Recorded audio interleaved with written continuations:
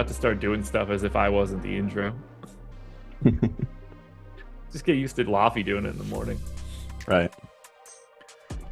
And we are live. Welcome to the NBA Deeper Dive. It is Tuesday, February 27th. I'm Josh Engleman. I'm joined by DK. We're brought to you by Sleeper. We've got a playback show coming up later tonight at 7 p.m. and we're going all the way till 8, which means you get the entire slate. We lock at 7. The games are done for the main slate at 8 o'clock. You get every piece of it. Greg and I will be breaking down that news. Make sure you hit that like button, subscribe to the channel, hit the notification bell so you know when everything goes live. Follow us both on Twitter. What's going on, man? Good to see you. Yeah, good to be back.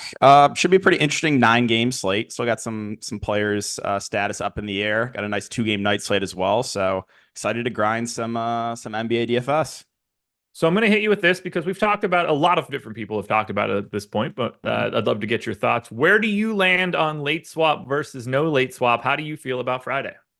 Yeah, I'm very anti late swap. At least for me, I think that's one of the biggest edges I still have with NBA DFS, flexibility, late swap. So I'm pretty anti late swap. I'm also like a huge nerd, so like I rarely leave my apartment, so I have no issue, spending all night, updating stuff and swapping. So at least for me, I'm very anti late swap.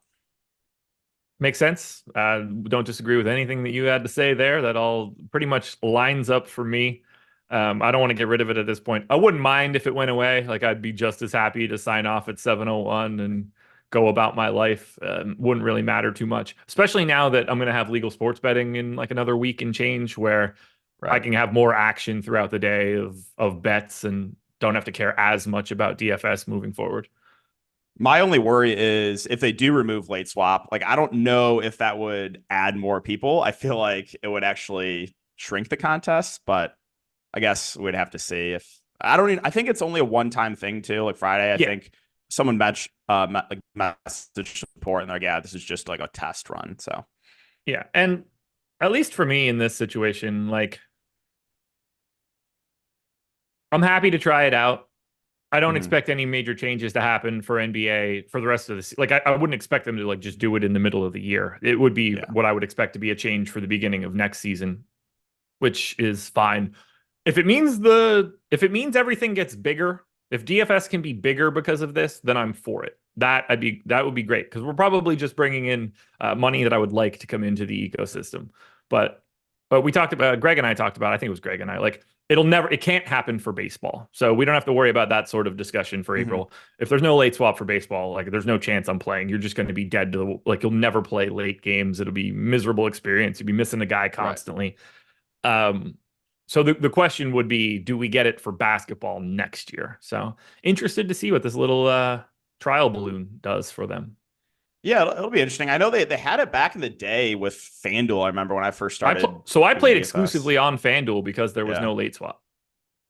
Yeah, like I forget how long ago that was, like 2015, maybe 2016. I don't know. No, it was deeper than that because I was at Stochastic still. So I want to say 2018, 17-18 was probably the last year of the regular format, and then they went to the drop the lowest score format for a year, and then they just went to cloning themselves to DraftKings is the way that I remember it in my head. It could be 1 year shifted, but I was at Stochastic for the drop score year. Okay. Yeah, like I think if I agree with your take of if it like makes the contest bigger and we in DFS like becomes more popular, then I'm okay taking it away because I still think there's some edge with trying to predict like questionable players, I guess, in the late games. But I personally don't think it'll go that way. But that's just my take on it. I also agree with you. Okay. You want to talk some basketball? Yeah, let's do it. I was just gonna say, like, I think go for it. If like some more casual players start taking zeros, like they're just gonna be like, oh, I'm done with this. Like, I think that seems to be the consensus. Yeah. Yep. All right. Well, Dallas Mavericks, they are 4.5-point underdogs in Cleveland, 232 total. Not a lot going on here on the Mavs. We have single-digit ownership to everybody. We have single-digit optimal rates coming in to everybody. That's pretty unappealing to start. Doesn't hurt that Cleveland is the second best defense, and they don't exactly play fast. Luka's available. Josh Green's available. Maxi's available. Lively's available. Only guy that was officially ruled out for today was Dante Exum. How are you handling the Mavs here in what doesn't look like a great spot on paper? Yeah, I think it's pretty hard to feel really good about anyone. You already mentioned it. It's not the best spot. Basically fully healthy outside of Exum. I mean, you're getting Gafford and Lively playing majority of the center minutes, but also you have Maxi Kleba healthy, so like he can play some minutes at the 5 too. So I'm not even sure if you get the full 48 with Gafford and Lively combined. So that's a downgrade there. I mean, PJ Washington's been getting solid run, but he hasn't been doing a ton with it. He might be the easiest guy to get to at 5.1. I mean, obviously, I'm never going to be mad about getting to Luka or Kyrie. 12K for Luka, 8.7 for Kyrie. But I think if you look at other guys in that price range, there's a lot of other spend ups that I prefer. So yeah, Dallas is a team that's pretty tough to get to. Like I said, basically fully healthy. But is there anyone that stands out to you? Not really. Yeah. Like basically, like you said, if I have Luka Doncic in a lineup or two or whatever, or I have Kyrie in a bunch of lineups, like those two things always look good to me on any slate. I'm not going to ever really complain. And they do look like the best two options to me. I do have like three lineups with PJ Washington. That appears to be what's happening for me. He is the highest optimal guy for us, but that's 8%, nothing crazy for this slate. This doesn't seem like a priority team today based on what we have going on in some of these other games. Yeah, totally agree. Like I said, I think there's just other guys in the price range at like almost every position that look better. The Cleveland side, a little bit different. They are at full strength, which we haven't really had a ton of for a while now, but it's nice to see them here. Everybody that's normally available is available for this one. We have around 17% ownership coming into Jared Allen. He's 20 on FanDuel. I think the power forward eligibility really helps out there. But single digits across the board for everybody else. Does the Cleveland side look better to you? They do look a little bit better. Jared Allen, I still think, is a little bit underpriced. Like the minutes have been really solid on him lately. He's averaging like 35 plus minutes in competitive games. Dallas, probably will have, at least one big out there at all times. So I think Jared Allen is probably the easiest guy to get to. I feel like he should be probably around like a high 7K player, and he's sitting at 7.3. So I think he's the one that stands out the most. Donovan Mitchell, 9.4K, obviously has a pretty high ceiling. He's going to play big minutes in a competitive game as well. I think he's reasonable. It's nice that he has shooting guard eligibility too. Again, we know that Garland and Mobley are no longer on limits. Garland was a guy I was getting to a lot when Mitchell was out. Prices come up a little bit. I think he's still playable, but not a standout for me. Mobley is 7.1K. Still some foul trouble a little bit back-to-back games. So I think we probably get low 30s minutes from him. So any of the main four guys, I think, look decent. Jared Allen being the preferred option. And then maybe a little bit interesting, Karis LeVert. I know he had a big game last game, but he's kind of stuck in that role off the bench of playing like mid to high 20s minutes. And I think there's other guys in the mid-range at that price range that I prefer. Yeah, Jared Allen is a guy that I'm getting to with some pretty decent volume right now, more than 2x the field. That $7,300 price tag really looks good. I'm not at all worried about Dallas's front court. Like if you just line these guys up, he's better than Daniel Gafford. He's better than Derek Lively. This feels like a decent enough spot for him. And, I expect him to be out there for 34 minutes at a minimum, if not more, if this game is competitive. The rest of these guys, like I wouldn't mind having any Donovan Mitchell or Darius Garland, but I only have like scattered amounts. It's just like the ownership, 5-6% showing up is about as much as I could hope for here. Yeah, I feel like outside of Allen, it's a lot of just like secondary plays for Cleveland. Yeah. I didn't expect to be liking Jared Allen today, but I do. So let's hope that works out. Because I feel like I'm just putting the jinx on him, and now today is the day that you should be playing Evan Mobley. It's usually how my life works. Anyway, let's get to the next game. Brooklyn Nets, 9-point dogs in Orlando.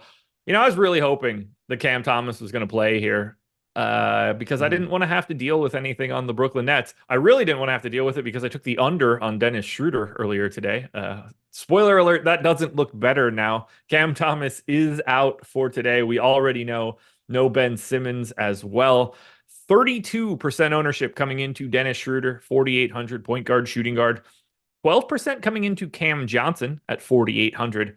And then still relatively limited ownership. Everybody else is single digits, optimal rate or ownership for the rest of the Nets. Let's start with Schroeder because I think he's pretty unavoidable today. Yeah, I think he's the guy that stands out the most. Like he's going to start at the point guard position. You would think he gets a slight minutes bump with Ben Simmons and Cam Thomas out, probably like around 30 or so. So, and he's got the shooting guard eligibility too. So, yeah, I think he stands out the most. You mentioned Cam Johnson, 4.8K. The minutes have been a little bit disappointing on him. But I would think he probably pushes for close to 30 minutes in this game. So I don't mind him for value. One guy that's not getting a lot of ownership that I think is pretty interesting play is Lonnie Walker. I know the minutes have been kind of frustrating for him recently, but he's usually, not a bad point per minute player when he's out there. He's going to chuck like 2 of the last 3 games. He's gotten 13 and 11 shots up, and he's got the shooting guard small forward eligibility. So right now he's only projected for like 5% ownership. That's a guy that I wouldn't mind getting overweight to, just because I think this is a game where you could see Lonnie Walker play like 25 minutes. I think it's definitely in the range outcomes. Yeah, I think so too. I was surprised as I started projecting it out and looking at some of the prop lines around, the books and stuff. I thought he would immediately become a thing, and it just didn't appear to be the case once I started loading in all of my stuff. I thought he was just going to be a natural value play, great positionality. The matchup is atrocious. This is about as bad as it gets. Slow paced team, really good defense on the opposite end. But he was the guy, and I thought Mikal Bridges would start to pop a little bit more. 7,100, same situation, guard forward. You don't have Cam Thomas just cannibalizing all of these shots. It just didn't happen. It's for me, Schroeder basically, and very little else. I like the upside of Cam Johnson. My only nervousness comes in is we just don't know who Kevin Ollie likes. Like this is he's still working his way through all of this rotation. When guys leave, we have no idea who he really wants to just grab, stick into the rotation, see what, because in theory, he wants to win because he wants to keep this job. So does he lean more on vets that are on the bench? Does he go to younger dudes that are on the bench? Do you not care about Lonnie Walker because you want to check out what insert random other guy here, Keon Johnson? I don't know. I have no idea what he wants to do, and that makes it so difficult. I'm so happy that they're playing Orlando, because if this was like Brooklyn, Washington, then we would be talking a much different story about Lonnie Walker, Cam Johnson, Nick Claxton, even like Dorian Finney-Smith would start being talked about. We'd be wondering if we should get to a Day'Ron Sharpe or something along those lines. But luckily, we got basically the worst matchup possible. So it's just kind of play Schroeder because his price is wrong and he's starting now, and take some chances. Yeah, like Brooklyn, they've been running a 10-man rotation. It's been pretty gross.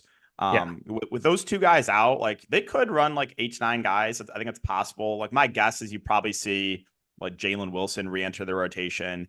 Dorian Finney-Smith was another guy that I guess wanted to mention. He's been playing solid minutes of late, 30 minutes there against Minnesota, 25 in a blowout against Memphis. But I think there are, again, other values in his range that look better. And we already talked about like the matchup is really brutal, really, really brutal. So Schroeder, the standout to me. And then some interest in Bridges as a tournament play. And then Lonnie Walker too. I think he's my favorite contrarian play in Brooklyn.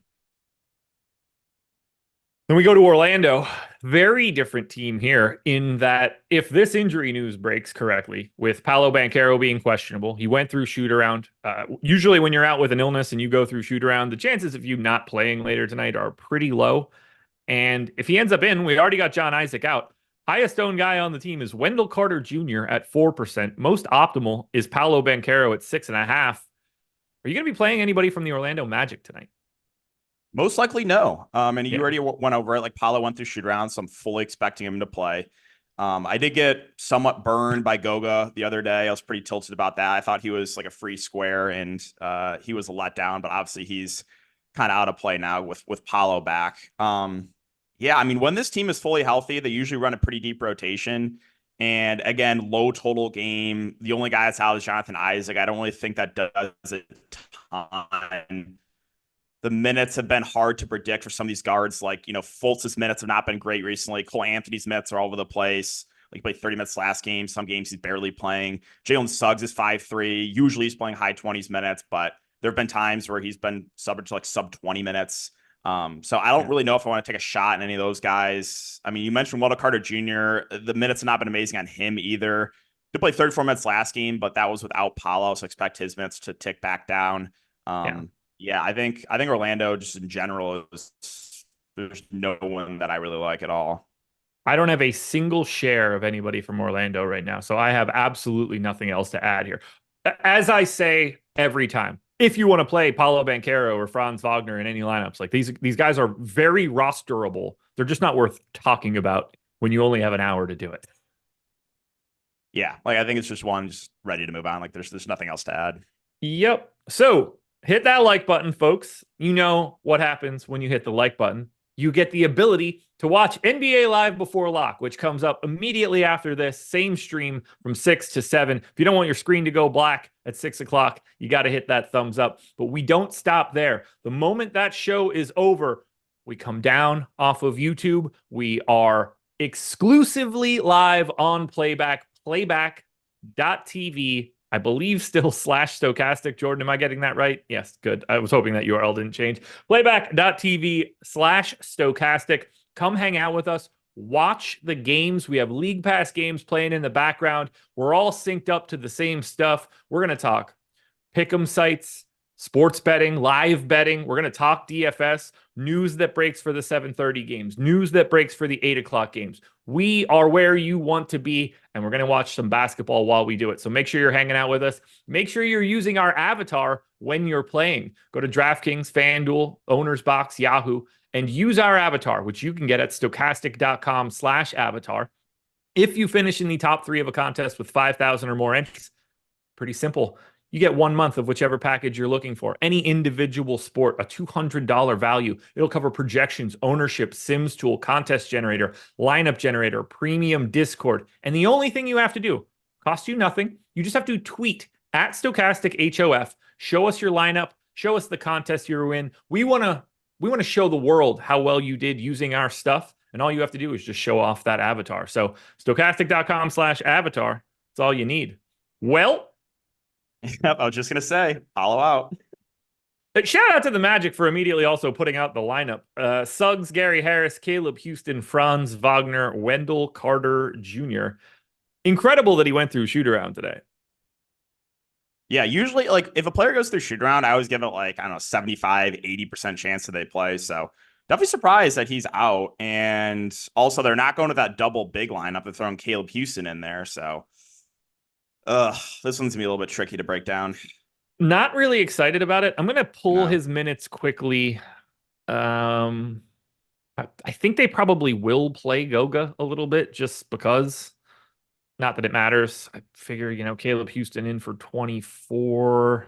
Maybe Ingles gets a little bit of a bump. Harris probably gets a little bit of a bump. Can bump Anthony Black a little bit. And I don't have to go too much further. I don't think this is gonna matter too much to any of the value options that exist for Orlando. Yeah, that's what I was looking into right now. I think for me, probably Franz or Carter Jr. would be my preferred options now with Paulo out. Yeah, I think so too. Caleb Houston is he's such a bad point per minute player. Like even at 3.1K starting, I still don't think I can do it. So I didn't make any rate changes. I just quickly redistributed minutes ballpark wise. Yeah. He looks okay at 3,100, but then again, right now, the baseline rates that I have in for him get him to 0.75 fantasy points per minute. He's probably more like a 0.7 guy. He's been at 0.6 over the past 30 days. So I'm probably a little lofty there. He's going to be probably like a 5 to 10% owned dude just because of price and position. Right. And if you think that he's going to play a lot more than 24 minutes, then that starts to look a little bit better. I went 24, just baseline, try to get an idea. I don't really know what their closing lineup is going to be if it breaks that way. Yeah, I mean, it's always tough to try to predict the Magic closing lineup because usually the only 2 guys guaranteed are Paulo and Franz. Yeah. I was taking a look at like some rates with Paulo off the court. You got Franz like 1.1 DraftKings points per minute on the season. Cole Anthony's 1.13, but again, like his minutes are all over the place too. And with Suggs and Fultz fully healthy, like you can never feel good about that. No. So yeah, Carter Jr. sitting at 1.07. I think it's those 2 that stand out the most to me. We'll see what the ownership update is, but I think Carter Jr. and Franz with Paulo out are probably my 2 favorite options now. I think Cole Anthony might start to look a little sneaky if you get him up to 24 minutes. Yeah, it's a matter of will he get those minutes, right? Yeah, I mean, we saw him get 30 that last time out, but that's no Paolo, no Gary Harris. Fultz played 12. John Isaac got hurt and played 2. Like, gets a little dicey there. Oh, that's not going to be fun Yeah. to like think about. I don't think anybody No. just immediately became, oh my God, you got to play this guy. And I think that's the biggest takeaway here. Yeah, I agree. I still don't think there's like an absolute must here from Orlando. But yeah, I'm a little bit upset because I don't really want to deal with this headache rotation, but I guess I'll take a look once we get updated ownership, see where everyone's landing. The Golden State Warriors are 10.5 point favorites in Washington, 243 total. This is the highest total on today's slate. And we did get news earlier today. Andrew Wiggins is out for this one. It's the only real news we have here for the Warriors. 13% ownership coming into Klay Thompson, single digits for the rest of the team. Klay and Brandon Pajemski just sneak over the 10% optimal mark. Who do you think starts in place of Andrew Wiggins? It's a good question. I don't know because they're gonna go what Steph, Pojemski, Kuminga, Draymond. Do you think Clay moves back in the starting lineup? I think he has to. I think they kind of like bringing him off the bench. I wouldn't be surprised to do something weird and like I don't know, try to go to like Dario Saric or someone like that. But I think Clay's like the odds-on favorite to move back in the starting lineup. Yeah. But yeah, he's played relatively well off the bench, a couple big games. Kispert in, Shamit in. Okay. That's good because I was talking about that earlier. I didn't really want to deal with like Johnny Davis season. No. So I think it'll end up Clay makes the most sense to me as just like a let's not screw around. I also wouldn't be surprised if they started Chris Paul and he just played like 4 5 minute rotations at the beginning of each quarter to just like lock in his minutes as he's coming back. do we know for sure if he's going to be on like a limit? Because it was only his hand. So like conditioning's probably, you know, normal, I guess, or close to, right? I mean, he's been out for over at least a month. Yeah, he's been out for a while, but I could I would see him guess he playing take. like I can't imagine him just coming back for 30. no, yeah, I think he'll be on like some sort of limit, but since it's just the hand, I could see him playing like 20 plus. I wouldn't be surprised about that. No, not at all. I could see them starting him just to like lock his rotations in. That wouldn't surprise me. They kind of do those things from time to time. They can kind of do whatever they want with this fifth guy. It's the Wizards on the opposite end. You want to start Gary Payton instead, by all means, do it. You want to start Moses Moody, by all means, do it. Like nobody cares. It's the Wizards. What do you want to Yeah, do with the rest of the Warriors, though? yeah. So I mean, I always have interest in Steph for tournaments, especially when he's like unowned. I mean, it's a great spot here against the Wizards, project for 2%. So he's always someone I don't mind mixing in. Kuminga, the minutes have been a little bit disappointing on him. He's 6.5K. I think he probably gets a slight bump in minutes with Wiggins out, maybe pushing around 30. Draymond's been very solid at the 5 when he avoids foul trouble. I think he's reasonable. Podziemski's been playing good minutes, 6.1K. Another like decent option. Again, Clay, if he starts, I think looks a little bit better. So I think any of the main 5 guys look decent. And then I'll mention Gary Payton. The minutes have not been amazing on him, but he is the flat min price and does have shooting guard, small forward eligibility. I could see him playing like high teens, even low 20s minutes. So if you need like a complete punt play, I think Payton is viable. Plus, like I said, it's a great matchup here against the Wizards.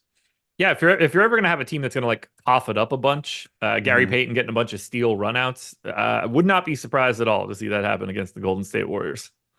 Yeah, the only down like Golden State they went on like a small stretch where they're running a relatively tight rotation, and they're back to the normal Steve Kerr, usually like 10, 11 guys. Yeah, yeah.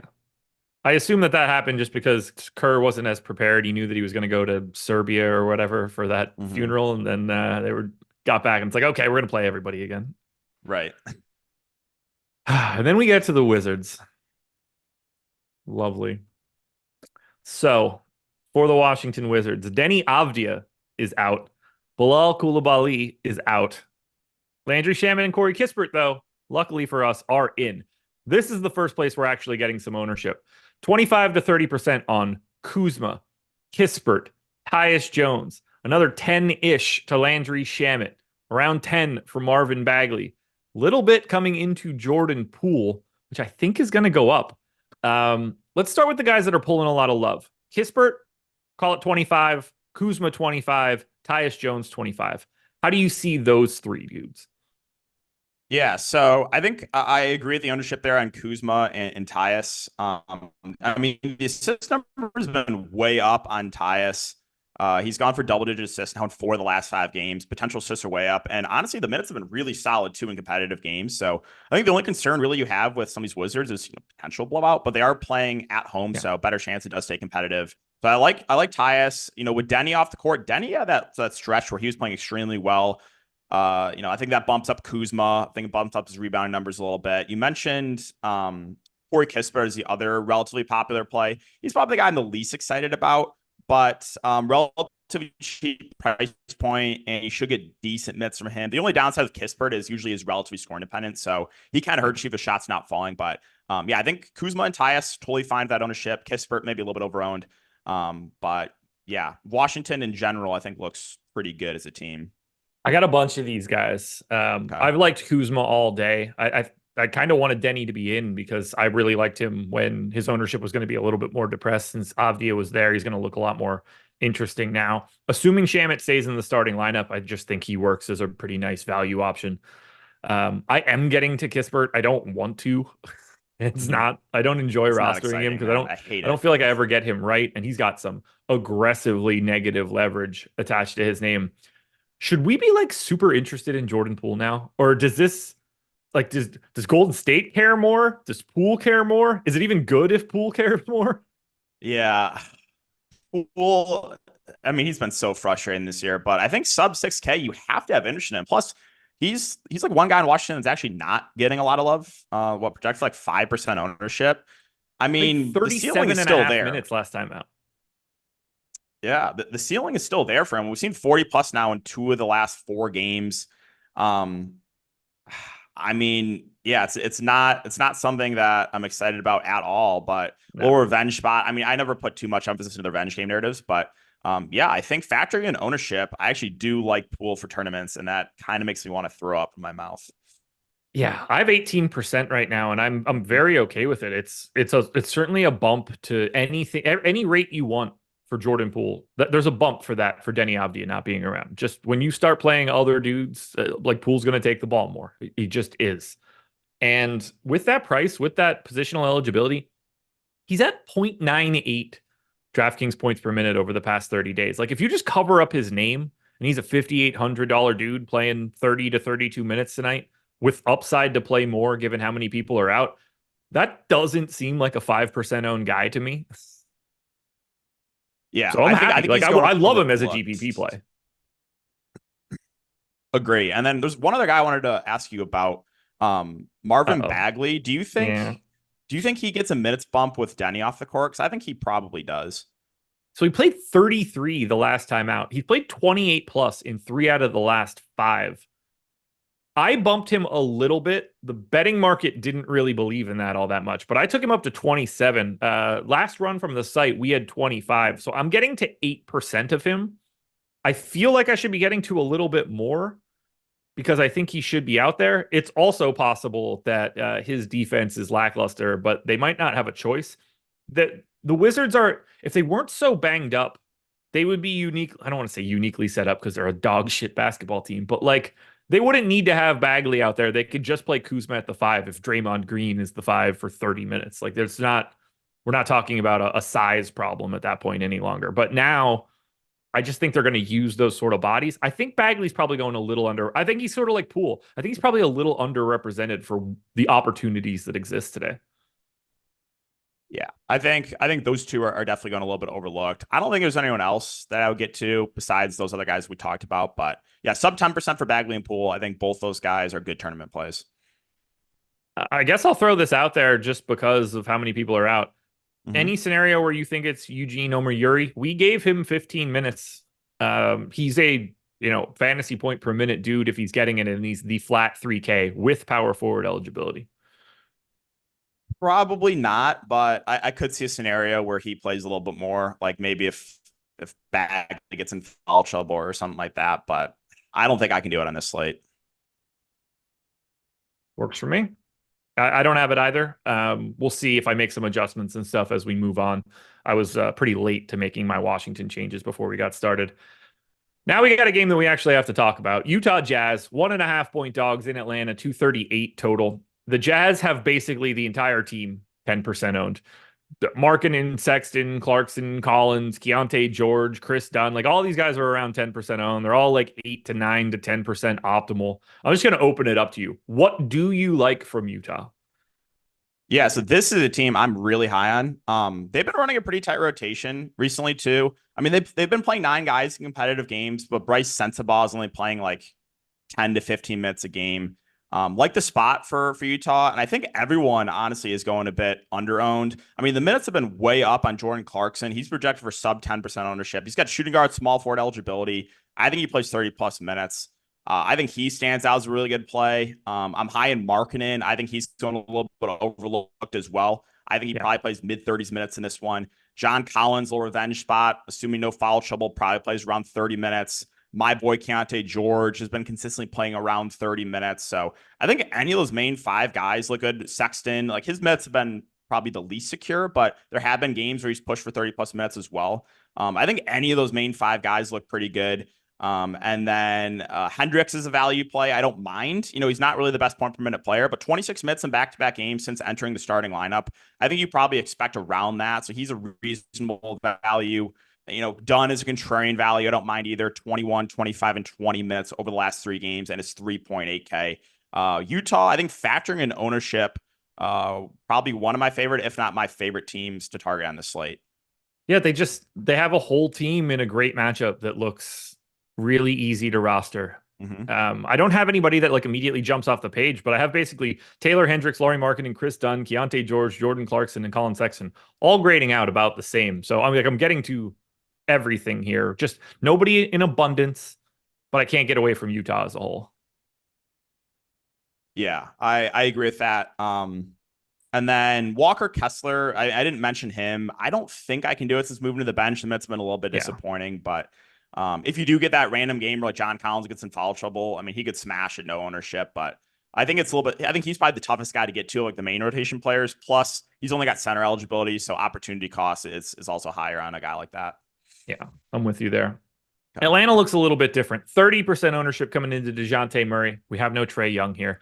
25% coming into Bogdan Bogdanovic, and then 10 to Jalen Johnson and Saddiq Bey. I'm over the field on all 4 of those guys. Bogdan Bogdanovic is one of my most owned dudes. Point guard, shooting guard, 6,300 feels like a lot, but great matchup, playing 30 plus minutes, increased rates with no Trae. DeJounte Murray, I mean, the explanation is right there. Again, no Trae. Jalen Johnson's playing big minutes and playing some backup center. Saddiq Bey just doesn't really come off the floor because they only have so many dudes that are real basketball players. How do you feel about those 4 main dudes for Atlanta? And then I guess give me your Clint Capella and DeAndre Hunter thoughts. Yeah, so Atlanta, another team that I'm pretty high on as well. DeJounte Murray on the season with Trae Young off the court, 762 minutes. He's averaging 1.32 DraftKings points per minute. So I think he's still underpriced. Like I think he should be like a 9.5K player without Trae Young. Plus, you have a really good matchup for him as well. So totally agree with the ownership on him. Very high on DeJounte. You mentioned Bogdanovic. He's someone that's been disappointing of late without Trae Young, but still, he's about, where is he at right now? He's 0.92 fantasy points per minute on this season with Trae Young off the court. And he should play at like 35 minutes or so. So Bogdanovic, another guy with a relatively high ceiling. Jalen Johnson, 7.9K. He's going to play some at the 5 just because Capella, they've been limiting his minutes. They don't want to play Fernando a ton. So Atlanta, this game in general, I think looks really good. Saddiq Bey is reasonable. And then, Capella, I don't think I can get to him yet. 19, 17 minutes over the last couple of games. I mean, maybe this is the game where he just jumps back up to like 25 minutes. So if you want to take a shot at him at no ownership, I don't think it's the worst idea. I just don't think I'm going to do that. And then Hunter was the other guy that you mentioned. Minutes have slowly been increasing, 28 minutes now in 3 of the last 4 games. Wouldn't be shocked if he pushes for 30 minutes in this one. So he is someone that is not getting a lot of ownership right now, projected for 4%, that I wouldn't mind getting overweight to as well. So this game in general looks good, but Atlanta side too, a lot of pieces that I like. You mean both? Like I said, 50% Bogdanovic, 8% DeJounte. Oh, by the way, check your Slack. Okay. 2xing Jalen Johnson, close to 2xing Sadiq Bey. I just have a lot of Atlanta, and this game environment is probably the best one on the slate. I'm very happy to have whatever I can get from either Utah or Atlanta, but Atlanta's making up some. Bogdanovich and Murray are making up some big chunks of my lineups, and I'm more than okay with it. Anything else here for you? No, I think that's good. Perfect. Well, then we are going to talk about Sleeper. They are the sponsor of today's show. It's very simple. If you're playing on the Pick'em sites, this is going to be one of the first spots you should look to because they have a $500 first match deposit bonus, which means if you put in 500, they'll match with 500. Now, if you don't have 500, if you only have 300, they'll match to 300 as well. Any number up to 500, you should try and take advantage of as much as you possibly can. They have 100x payouts and they have dynamic payouts, which means it's not just even action on either side of whichever projection you're looking at. So this means that in situations where there are markets that have heavy juice, they can just change the multiplier a little bit instead of not being able to offer it at all. And they're running a free square basically every day. I think Jaylen Brown is the free square for today, if I remember correctly. I think I saw that this morning. Grab those free squares every opportunity you can. They're not going to make you rich, but they are going to offset your costs. Whatever rake that they are charging for the cards that you're putting in, this is going to offset it a bit by just having better odds every time you use a free square. You're not just going to print money from it, but it will keep you running neutral a little bit longer. We can give you all the wins that you want if you sign up for Odd Shopper. You can find those links in the description of this video. But for this one, sign up now using the links below or the ones in chat and use that $500 first match deposit bonus. Try to build up as big of a bankroll as you can. Once you work through that bonus, then you can figure out where you actually want to be, but take the free money first. Sign up at Sleeper. Philadelphia 76ers are 12.5-point dogs in Boston, 231 total. Highest owned guy for Philly is 3% owned Tyrese Maxey. He actually has a 6% optimal rate. Do you want to roster anything from Philadelphia today? Yeah, so there's two guys that I don't mind taking shots on in tournaments. Maxey's one of them, 8.8K. I mean, gets a obviously significant usage bump with Embiid off the court, and he's just playing huge minutes right now in competitive games. I think you can expect close to 40 minutes from him if this game does stay competitive. Now, that is a big if, right? Playing on the road in Boston, but yeah, reasonable price point for Maxey. I don't mind taking a shot on him. And then another guy I wanted to mention is Paul Reed. He played 19 first half minutes in their most recent game against Milwaukee and then dealt with severe foul trouble. So he only finished with 27 minutes. My concern with Paul Reed is I don't really know if they need him out there against Boston. Like, this is a game where I could see them going a bit more small ball. We've seen them play small ball with KJ Martin, who I believe is still questionable. They could go small with Nick Batum, but if you do get that game where Paul Reed plays like mid 30s minutes at no ownership, I think he's someone I wouldn't mind getting overweight to as well. So I think those are the only two guys I really have interest in for Philly. Maxey, just because the minutes upside, and then Paul Reed, because I think it is in the range of outcomes. He could play like 35 minutes tonight. I like the Paul Reed shout. Not somebody that I was looking at all, but it definitely has that sort of minutes upside if he can stay out of foul trouble that they don't really want to go to anybody else. So if he can be out there, you can see him get whatever, like from a minutes perspective, you can very easily see him get 31, 32, which would not be a problem at all. And that would be well north of any projection that anybody has for him. But ultimately, difficult spot for Philadelphia rolling into arguably the best team in the league. Light ownership to the main dudes for Boston, as high as 11 on Porzingis, as low as 2 on Derek White, everybody else in the middle. I have 20% of Jason Tatum right now at 9,800, small forward, power forward eligible. I have absolutely no issue with that whatsoever. I don't have like a strong take on Tatum, but certainly works for me at that price tag and this matchup. Yeah, I think Tatum's reasonable.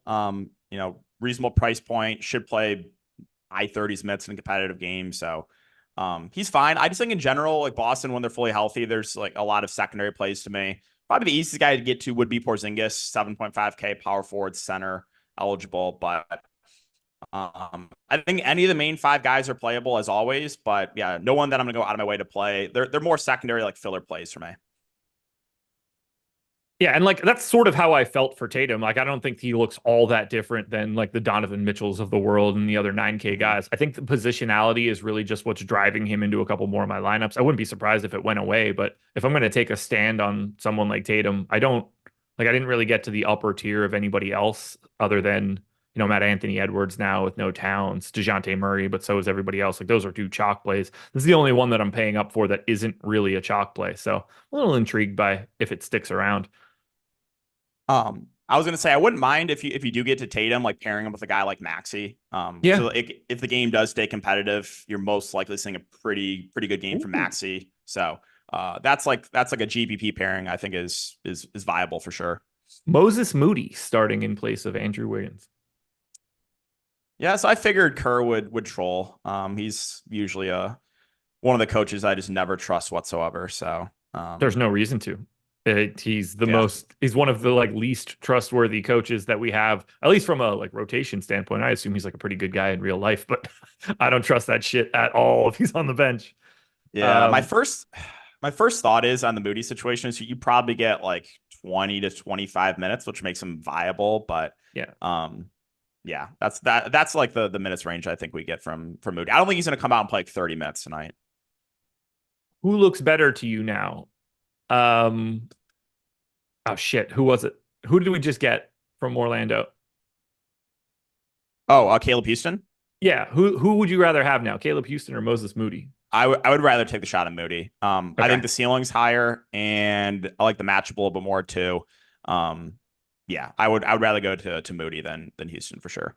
Okay, yeah. What happened there? My brain just glitched out. I could not remember Caleb Houston's name. I mean, like of all the names in the league that he's not a memorable player whatsoever. So no, I'm very okay with not remembering Caleb Houston. Sorry, Caleb Houston, if you happen to be watching. New Orleans Pelicans, 4-point favorites in New York, 217 total. This game, quite a pain in the ass, as best I can tell. We'll see how you feel here. Q tag on CJ, Q tag on Zion Williamson. And we'll just keep it going. Q tag on Jalen Brunson, Q tag on Isaiah Hartenstein. There is no ownership coming into the Pelicans if these guys are at full strength. Feel free to roster Brandon Ingram, CJ McCollum, Zion Williamson if you want. This is a pretty bad spot for the Pels, or it's a great spot if both of those guys don't play. Yeah, I think both play. We got the report that CJ went through full practice yesterday, so I'm thinking he plays. I think Zion also did the same. It's just that same foot injury that's been dealing with. And we've seen him, miss games from here and there. But my lean is right now that both those guys are in. And if they both are in, I think it's pretty hard to get to anyone. I mean, no one's getting more than like 3% ownership, Zion being the highest owned play. I mean, this has been a team I've been getting to a lot recently because you've been one or two of like the big three's been out, but I'm expecting all three guys or, Zion and CJ to both be in. If that's the case, I think everyone feels either priced right or overpriced. I have nothing else to add here. Like, keep an eye out for us on playback. Like, if we get this news at 7:01, Greg and I will be live on playback talking about the implications for what happens for the Pels. And for the Knicks, who we really can't talk about here either. Like, none of these guys look good if everybody's in.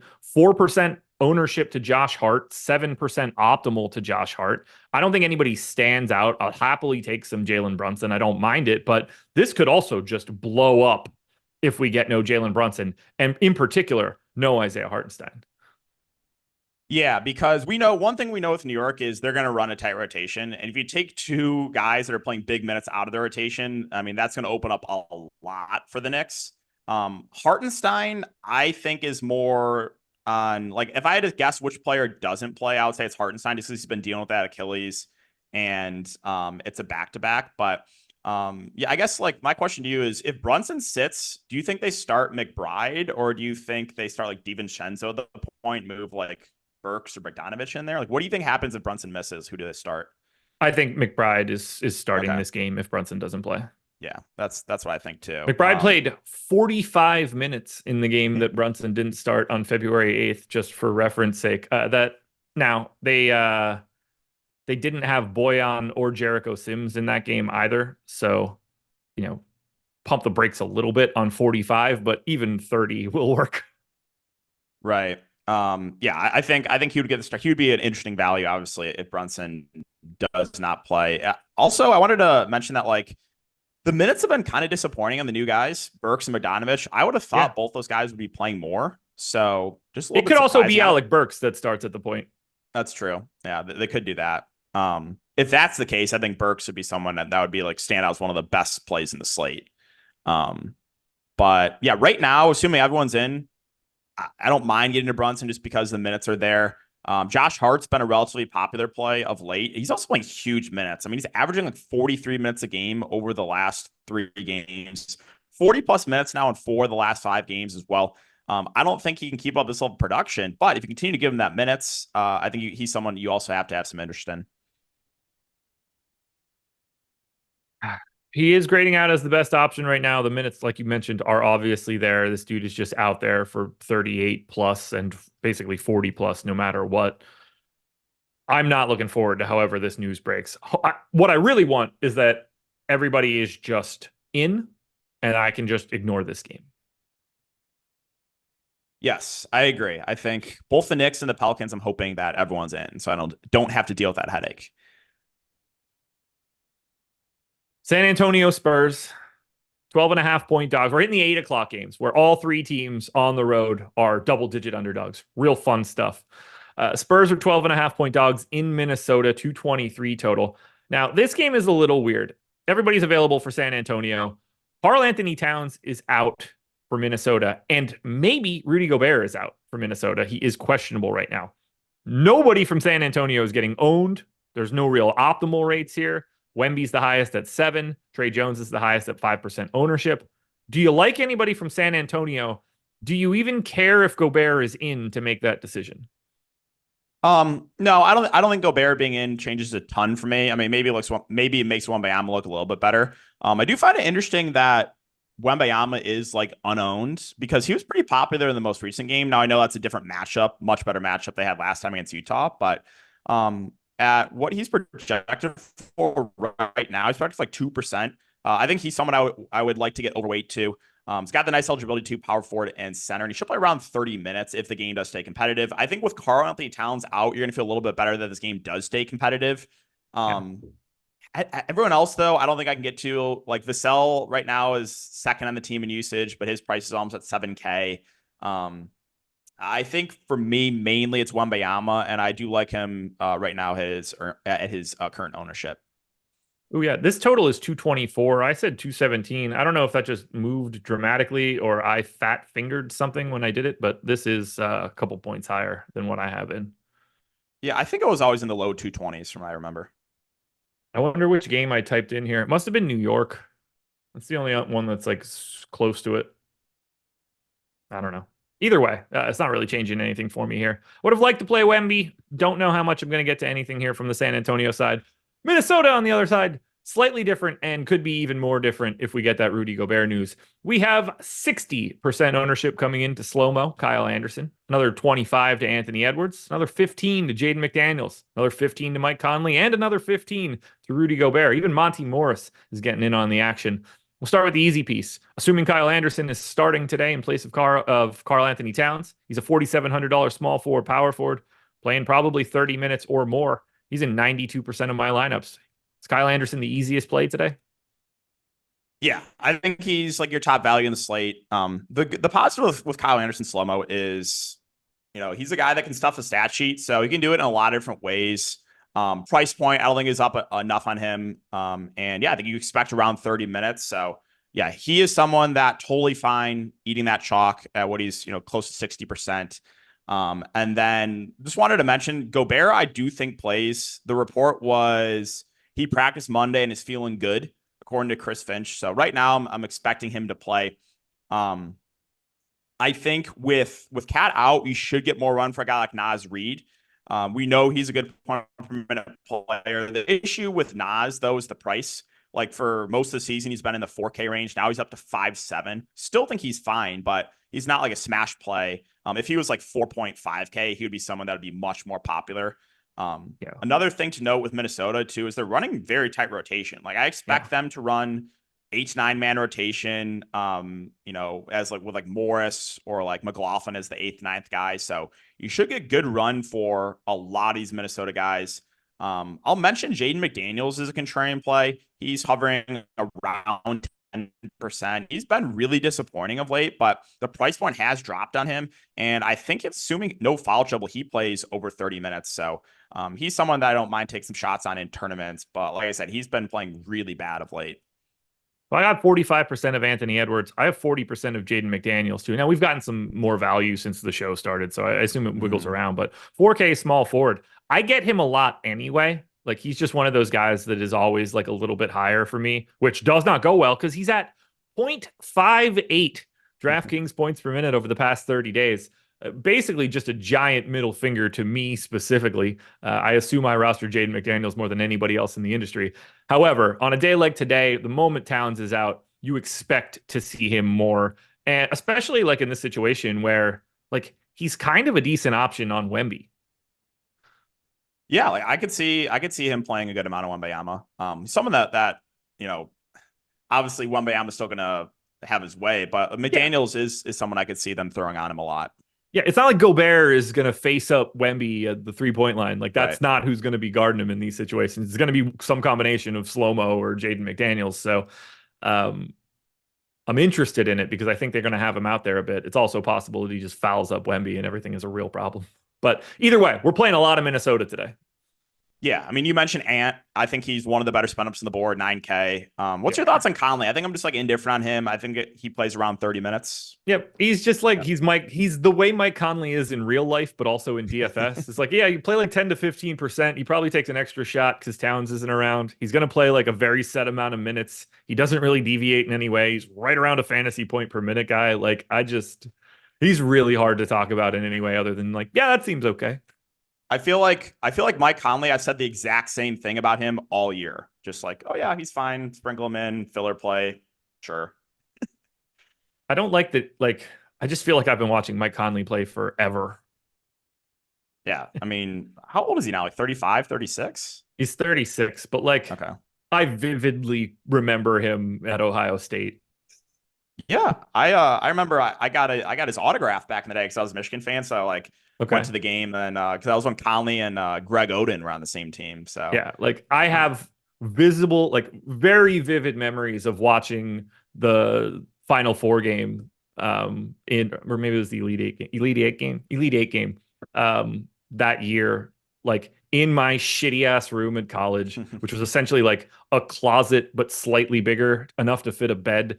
Room was just dreadful. TV sucked, but I remember just standing in front of it watching that game. Odin's hand is all messed up. He's shooting like lefty free throws and shit. That dude was so good. That dude was Joel Embiid before Joel Embiid was Joel Embiid. People just don't know. Oh yeah, no, Odin was a monster in college. Just injuries played a factor, obviously.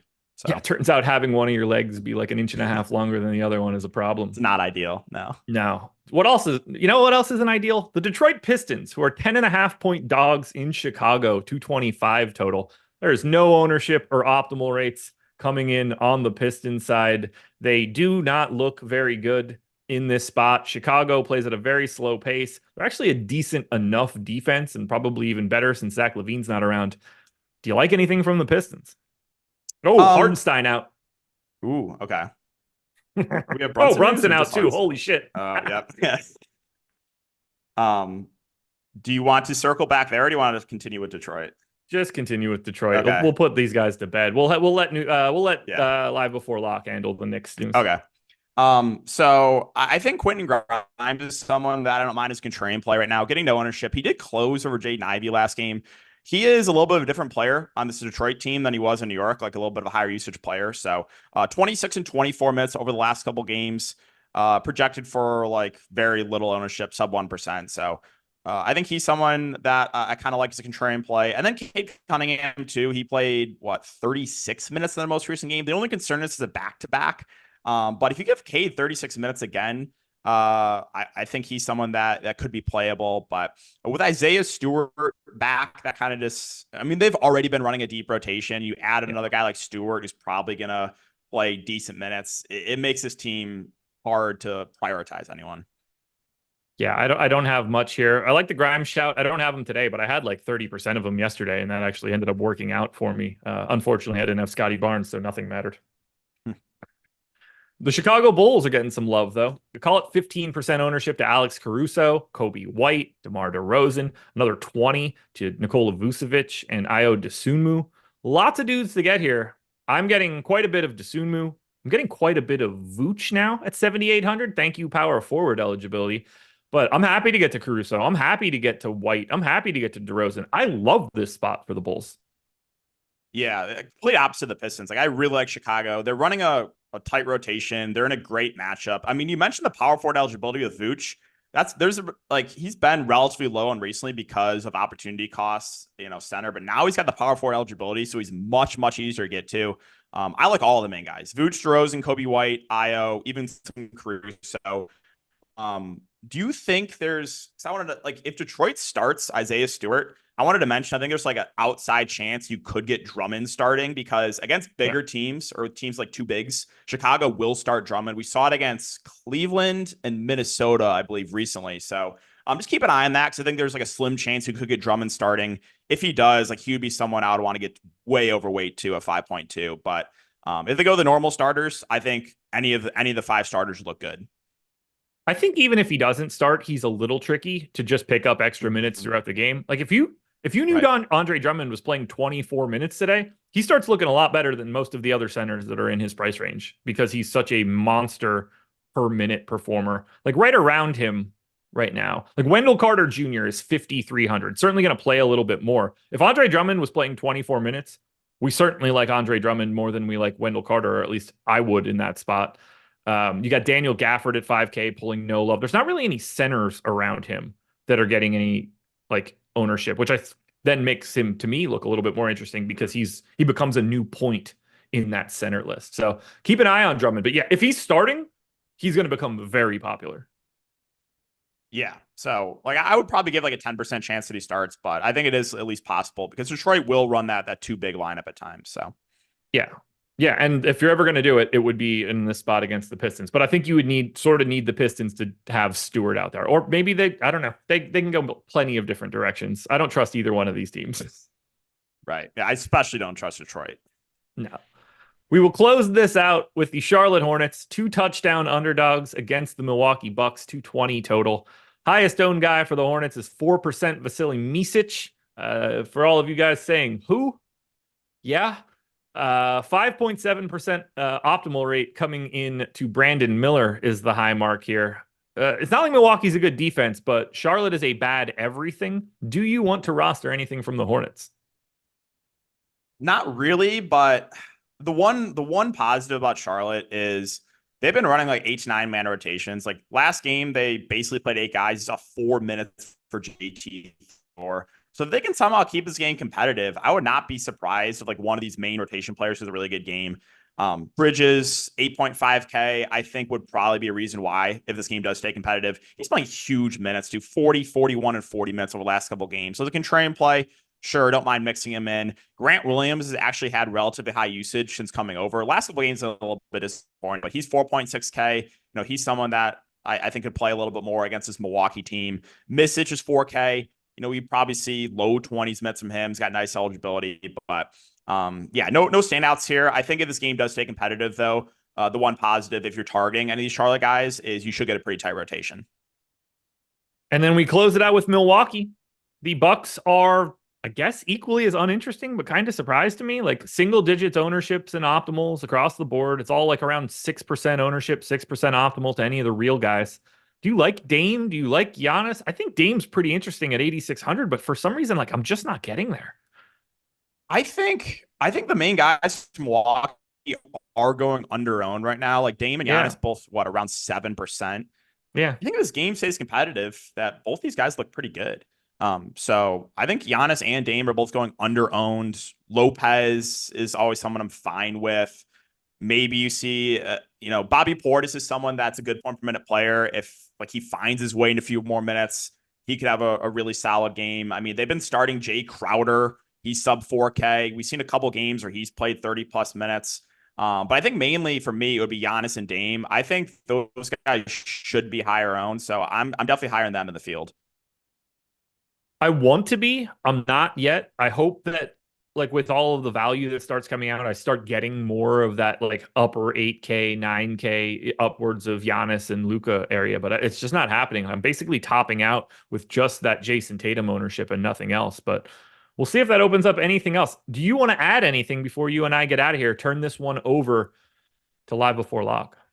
Well, New York's now a team that we're going to be getting probably a lot of exposure to with that news.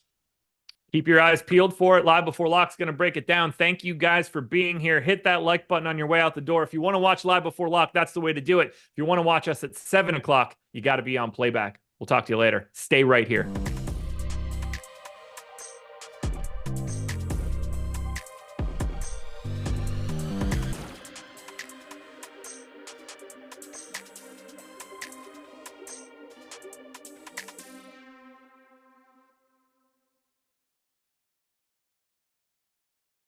We're back, baby. Inducting you fine friends into the Stochastic Hall of Fame and giving away a lot of free month subscriptions. Any package of your choosing up to $200. And all you got to do to get involved, get inducted, get your free month, get your free Sims package is download the Stochastic Avatar at stochastic.com/avatar.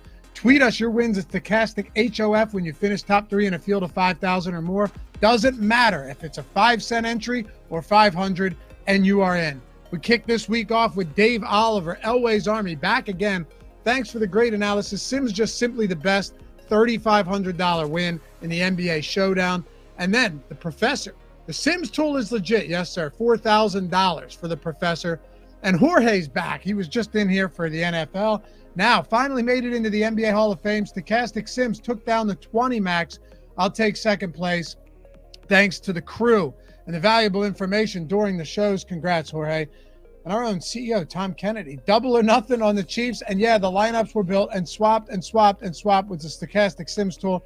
What's that, a $51,000 win, a $5,000? Yeah, I'd say it's a pretty nice night for Tom, as well as John Good. Another great night last night with the Sims tool. 9th in the big tourney as well. You guys rock. $1,000. First place in the 10K mini max. And Jay Lutzy back again. Good night sweat. All thanks to your help from ownership projections for the single game 15 minutes before. $2,500 for Jay Lutzy. And South Jersey beer scene. Hey, Stochastic, you might be on to something with the Sims thing.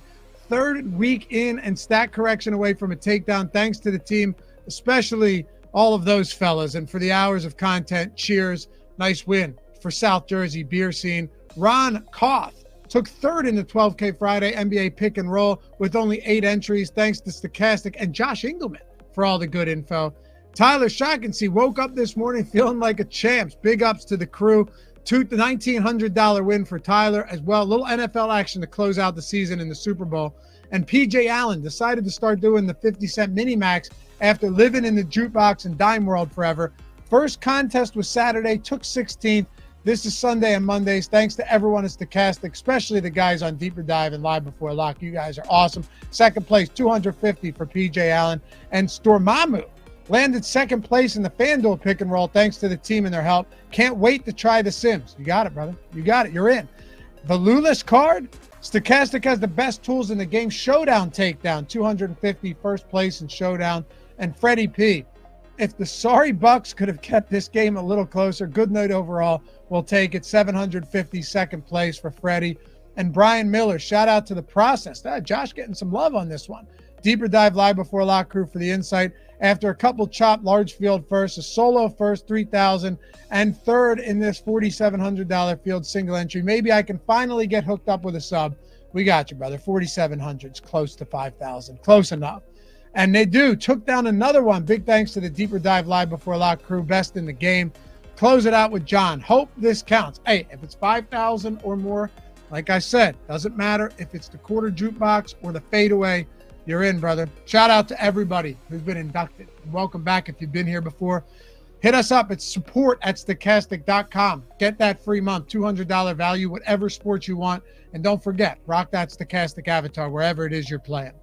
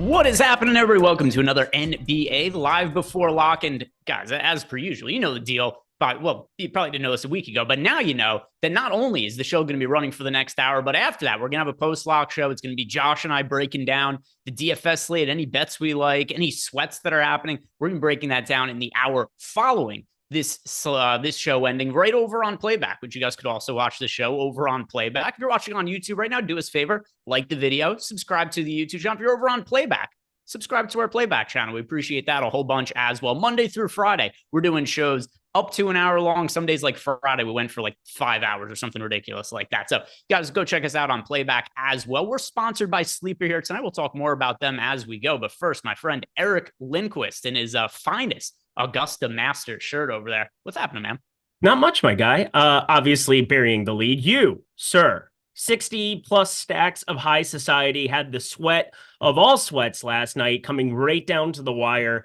I was texting you. It was getting sweaty. It was so fun to see you, though. The two-way split up top for the people who don't know. In the main, it is so hard to win any NBA DFS tournament, let alone one with over 100,000 entries in it. Congrats, my dude. So I had anybody in Discord could vouch for me on this. Probably like 45 minutes or so into the slate, I sent that lineup in the Discord and said to everybody, it's over. There's no reason to continue the slate. This is the winning lineup today. And then it actually ended up winning. But it did because you're a jerk. No, it was fantastic. And obviously a lot of the guys that were good chalk, and then being able to find the Cade Cunningham annihilation spot, if you will. Cade in the Garden, now confirmed a thing. But it was a fun sweat last night watching those games. I had my wife cheering for you too, which again, third leg Greg feels good, my guy. Yeah, so it was honestly, so like I kind of felt oddly confident from really early in the slate. Like Jason threw it into the Playback chat. He said Greg knew he was going to win halfway through. I did. Like I was like, all right, this lineup is going to finish first. I just irrationally felt confident in that very early in the day. But then that aside, after the slate ended, there were so many stat corrections. So like I knew my lineup was going to finish up first, but I was pretty sure I was going to get stat corrected out of first. The reason being is I was watching the game as it happened, and there were so many stat corrections afterwards, and they missed Jaime Jaquez's rebound. Now, I mean, the slate's already paid out. I might as well tell you guys this. I wasn't going to tweet it during the slate going on. Hey, by the way, I don't want this money, and don't do your. You should take it back. Take it now. Yeah, I mean, they've already paid me out. I already took a pretty big withdrawal. It's already in my bank account. The money's already been transferred. Fun. So it's a good thing. Last night, I'm watching the games, and like I'm kind of aware of what's going on, and I know how many rebounds everybody has. With I think it was 4 minutes and 53 seconds left in the game last night, Jaime Jaquez Jr. grabs an offensive rebound. They credited it to Caleb Martin, and there were so many stat corrections after the game, but the slate ended. I was up 2 fantasy points. What's a rebound worth? 1.25. Yep. So I'm like, all right, I have some cushion here. But then they do some stat correction. They gave a turnover to Kevin Love. They took one away from Jaime Jaquez Jr. Now I'm only up by 0.75 fantasy points. And I know there's another rebound coming for Jaime Jaquez. I watched it with my own eyes. I saw it on the screen. So great. What happens? The slate ends up getting paid out. They never give him that extra rebound. I take first there, and then all the people who finished behind me, there was a massive trade. It would have been a ridiculous swing because I would have gone from winning 15 from the 62.5 that I won down to like 1,500. So I was like, oh, I'm about to get cucked pretty hard on this deal here.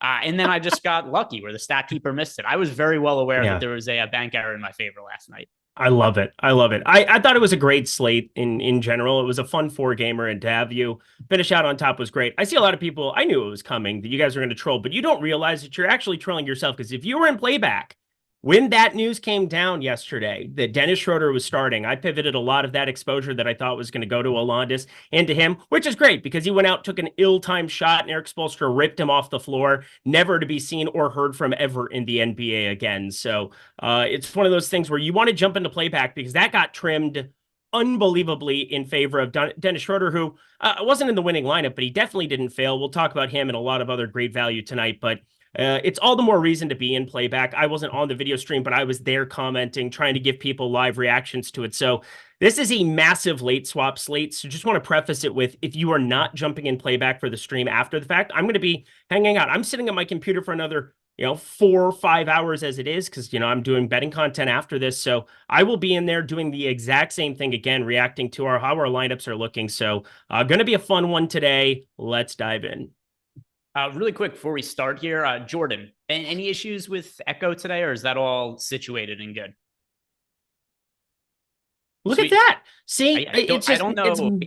Honestly, I've changed nothing on my end from yesterday. I don't know if you changed anything, Eric, but it's just kind of resolved itself. So we're all good. I just saw this actually a hilarious name, COVID Bryant II in playback history. No echo issues. What? We're all good to go. So thank you. You're welcome. COVID Bryant II. We definitely do, appreciate that. We've got a super chat here from DB Average Pilot saying, smash that like button and appreciate y'all. Rise and grind, DB Average Pilot. We appreciate you.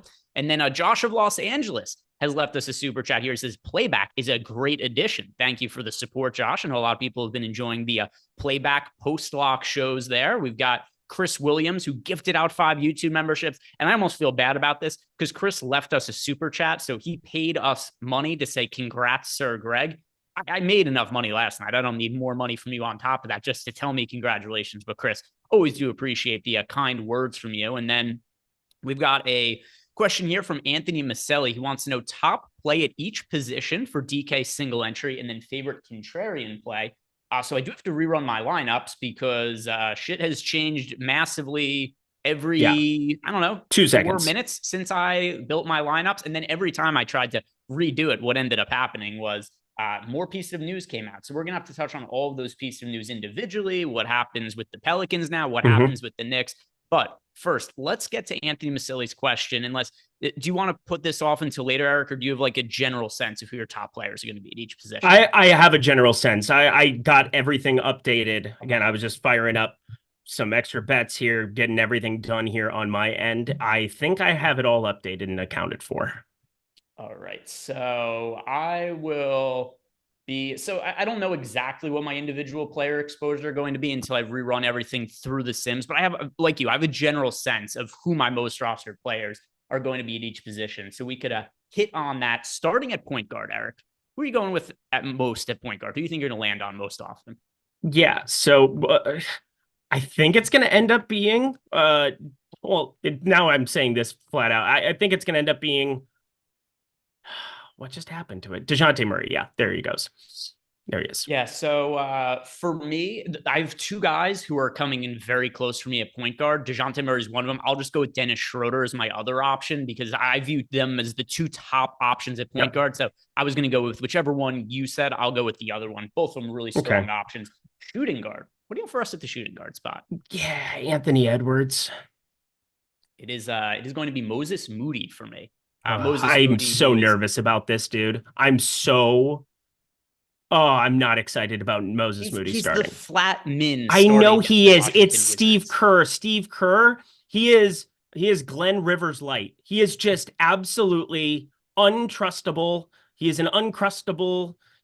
I like Uncrustables. They're delicious. But Moses Moody, these minutes could be all over the place. 16 to 24. If he ends up 16, wouldn't surprise me. 24 wouldn't surprise me. He is a 0.88 fantasy point per minute guy. It's not like 3K is going to go out of his way to burn you. It's Washington, which is another great thing. But like, just the fact that we're contemplating this is just terrible. I know, obviously, because he's starting, but I just want to let it be known that I am very nervous about this. It's really hard for me to not advocate him as one of my most roster plays. Like last night, I just locked in Delon Wright, and it was kind of a no brainer to me. And you know what's funny? I don't know how much of that game you watched. He actually did not touch the basketball once until the 5-minute and 53-second mark of the first quarter. What happened was they started Caleb Martin at point guard, and the possession in the corner. Wright just stood in the corner, and I was like, oh my God, this might be problematic for me. And then eventually what happened was once they went to their second unit, Wright took over at point guard, and it ended up being a total non-issue for the slate. But I kind of view Moody in the same sort of way. He's going to be super popular today. It's warranted.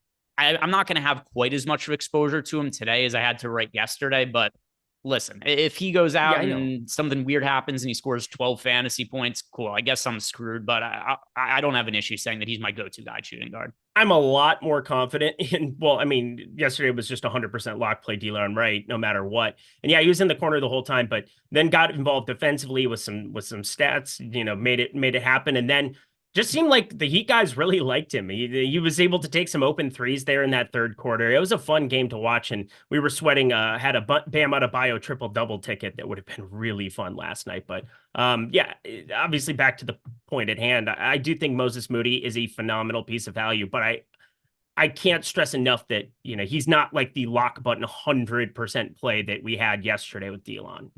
Did Eric just briefly start echoing again, or was that me, Jordan? Nobody did. All right.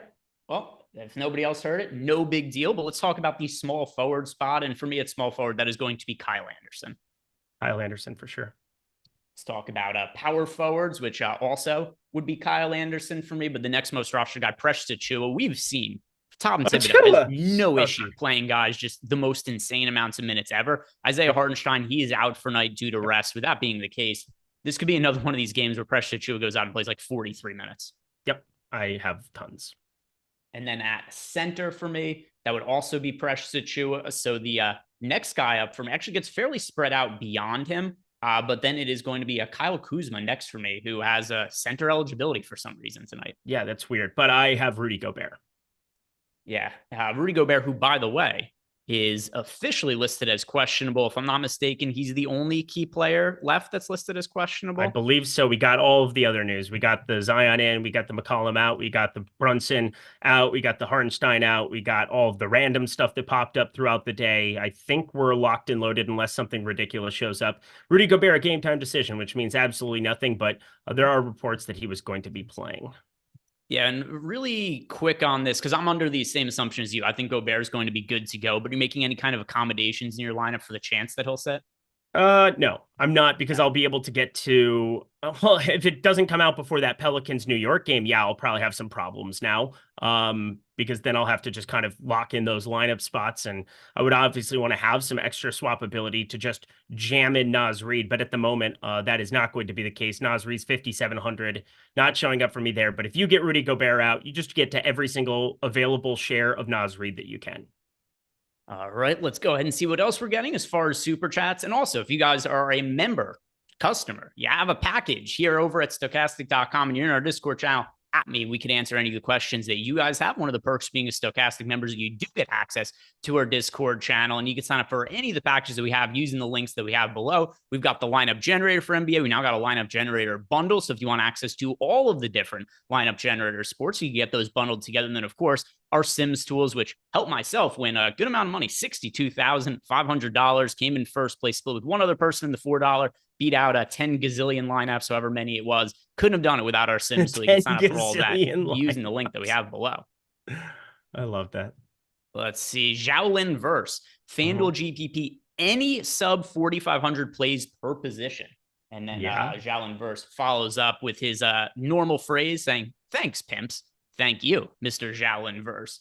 Eric, I don't know if you have FanDuel lineups built out here. I'm pulling the ones that I have built right here. So the way that he's asking the question, he wants to know per position, our favorite sub 4,500 player, but we could pass. We'll say if there's a position where there's absolutely nobody who looks good for sub 4,500, we could call it a pass. Let's go ahead and look at this. So Chris Dunn.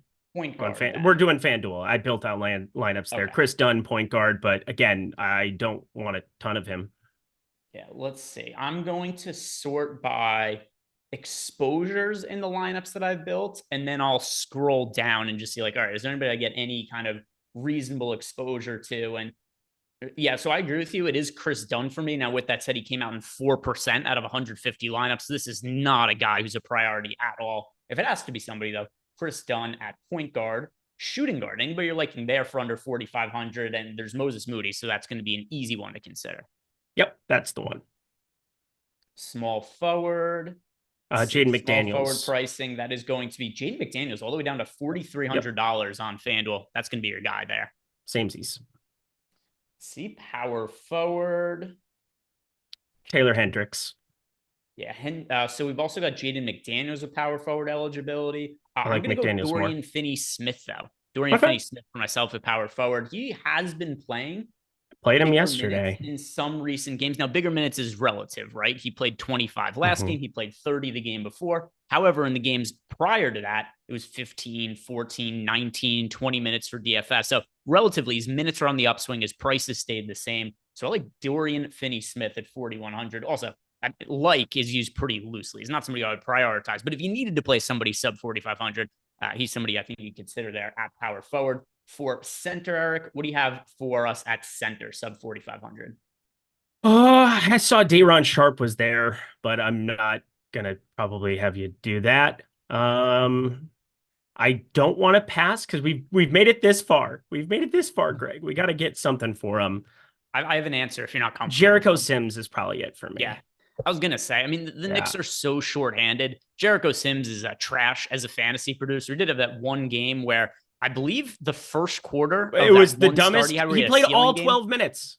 He had this one first quarter that accounts for like 50% of his blocks for the entire season or something like that.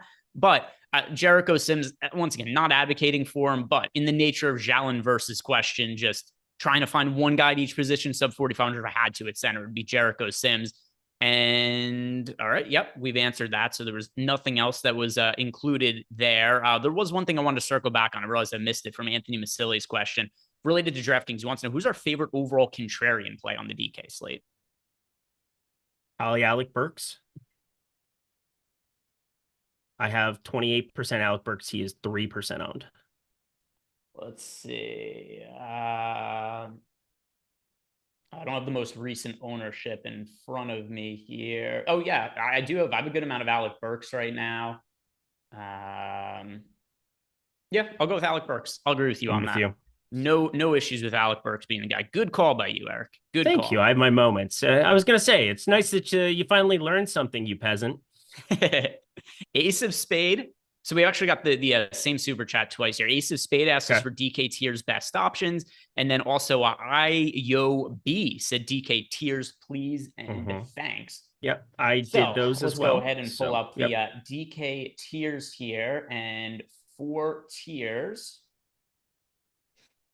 All right, starting with tier 1. Do you have tiers lineups built out, Eric? Of course I did. All right, tier 1, easy Luka. Easiest Luka of all time. Don't know if I'd say the easiest Luka of all time. Of all time. Easy one for today. Tier 2, that is going to be Anthony Edwards for me. It is Anthony Edwards by quite a bit. Yeah. Tier 3 is actually, to me, the most clear-cut tier. Yes, DeJounte. Yep, this is more clear than your Luka in tier 1. I know, I was being sarcastic a little bit, but also tier 4 is a disaster, so have fun. Tier 4 is just a bunch of guys, Zion, Markkanen, Ingram, Jalen Johnson. Cade Cunningham projects a little bit worse than those guys, but this is like super, super similar projections amongst all of these guys. I mean, I'm going to say that Zion has the most upside, in my opinion. We've seen some of those games where he's kind of flashed that superstar upside. The thing that's been crazy about Zion has been the assist rate as of late, really, really on the upswing. We've seen some big assist games from Zion. I'll go with him in tier 4, but honestly, all of the guys in this spot are very, very close. Yeah, it's going to be Ingram for me. Tier 5. And by the way, the reason that Ingram and Zion also are looking pretty good, there's the absence of CJ McCollum tonight. Tier 5, I'm going to go with a Vooch in tier 5. Yeah, Vooch. What are you giggling at over there? Mike Lawrence sent me a picture of me as George Washington going, "Silence, peasant," and it's pretty funny. I don't know why Mike just sent that to me, but I really appreciate it. It made me laugh. Bring us home, America. Tier 6, final tier. Who are you looking at in this one? Jared Allen. Yeah, I'm going to go with Dante DiVincenzo. Everybody's out for the Knicks. This team is incredibly shorthanded. Yep. And DiVincenzo, I think, is live to play an insane amount of minutes. And we've seen that he's somebody who will take on a pretty large amount of usage in games where the Knicks are shorthanded. It's going to be Dante DiVincenzo in tier 6. Next super chat is from True Rages. He says, "Congrats to the agent of casinos." Dude, my replies on Twitter were so fucking bizarre today. And I mean, they get bizarre all the time, but it was like this one guy who was just spamming me with weird anti-Semitic stuff, like the most bizarre things ever. Which it happens to me on Twitter. Maybe like every couple of weeks, I'll get a weird DM and I'm just like, all right, this is bizarre. To me, it's like, it doesn't bother me, but I certainly wished it wouldn't happen. So there's that. Then I've got this other guy who's showing up. He's calling me an agent of the casinos and I'm in on rigging NBA games, whatever. My Twitter DM's really weird today. So True Rages, thank you. I am now the agent of casinos. And he says, don't kick me out for that. Nope. I like the moniker. That is my new nickname. I'm now the agent of casinos. Then he says he wants incredible. to know the DK cash plays. He currently has Josh Hart, Naz Reid, and Anderson as his forwards. All right, so let me look. The Naz Reid thing is not going to be live for me unless Gobert sits. I just can't do it at 5,700 on this slate. It just doesn't fit. I tried to force him. I tried to figure out what I had going in terms of like positionality and you know, I'm assuming that Kyle Anderson starts. So if Kyle Anderson is the starter, then he's just the guy you want to play. Naz Reid will be playing backup 5 to Gobert. Like that's just the way that it's been all season long for the most part. So I don't really know what to say. I don't like Naz Reid today. Unless again, that would completely change if you had Gobert out, as it should. Yeah, I am going to say here Kyle Anderson, Moses Moody, DeJounte Murray, Dennis Schroeder, Anthony Edwards is your must-play guys in cash games? Yep, correct. Was also. By the way, have you seen I was looking at this and it seems so off to me that I was like, is this a mistake of some sort? I can't believe the ownership projection on Precious Achiuwa for tonight. Yeah, no, I think the Knicks are going to get completely left in the dust and we're going to rake. I hope so. That would be fantastic if this maintains. But like, there's so many other spots, and this is what I think the issue I have with Precious Achiuwa, or not Precious Achiuwa, with Moses Moody here at the moment. Is this feels like one of those 9-game slates where like yesterday playing a 3K Delon Wright, it was just the easiest thing you could ever do in a million years, and even on a 9-game slate where you run into what his potential was going to be, assuming that he started, which he did, it was just a slam dunk. I don't feel that way about Moses Moody. I still don't. I know that you're very confident beating the drum here for him to a certain extent, but like, I think getting to the mid-range, like Anthony Edwards up at the 9K range, and then to DiVincenzo 7,300, Kobe White 7,400. Some of these guys, I like getting to a lot of them. And maybe Moses Moody does give me more access. I wrote up Luka, talked about him today, where it's like, oh, well, if all this news comes out later and we don't know how it's going to pan out, you have an opportunity to play somebody cheap. But now it just feels like we kind of know what the slate is and we're playing it straight up with everybody else, unless something surprising happens with Gobert. And as such, I just like getting to Burks at 5,100. I like getting to the mid-range in all of these Knicks guys, the 7K guys. Like, I'm not really running myself into wanting to play a ton of 3K Moody to put in 15 or 16 in my lineup today. Yeah, I mean, I'm rerunning everything. I'll see. It's also so Moody is popular, obviously, but it's not like he's crazy. He's 30%. It's not like he's the 70. So actually, and the other thing too that I kind of I didn't really put a lot of thought into it until the post lock show when I was talking to Rich about the Heat rotation. It ended up coming to fruition with some of these contests. It's something to keep in mind is DraftKings runs more of these $4 150 max contests with 100,000 people in the prize pool. The best points per dollar plays are not going to be nearly as popular as they are in the $15 when there's like 20 or 30,000 entries. Correct. So last night, I want to say that Wright was projected for like 80% ownership. He ended up being 91%, like way lower than I was expecting. He was at 91 right before lock. And I think that has to do with just those particular, the buy-in and the amount of entries. We just get more dead lineups. Kispert starting. Something to think about. Let's answer some more of these super chats, and then we will get back to looking at some of the slate as a whole. And I'm rerunning lineups now with our most updated projections and ownership, and see what I end up getting to here. But William Westry says, Monopoly Greg, bank error in your favor. Congrats, William. Thank you very much. I appreciate it. And now we've got Esau McGraw says, can we get a 2-minute breakdown of the night slate? He says he can't play the main. I haven't. Let me build lineups for you for the night slate because I haven't looked at it.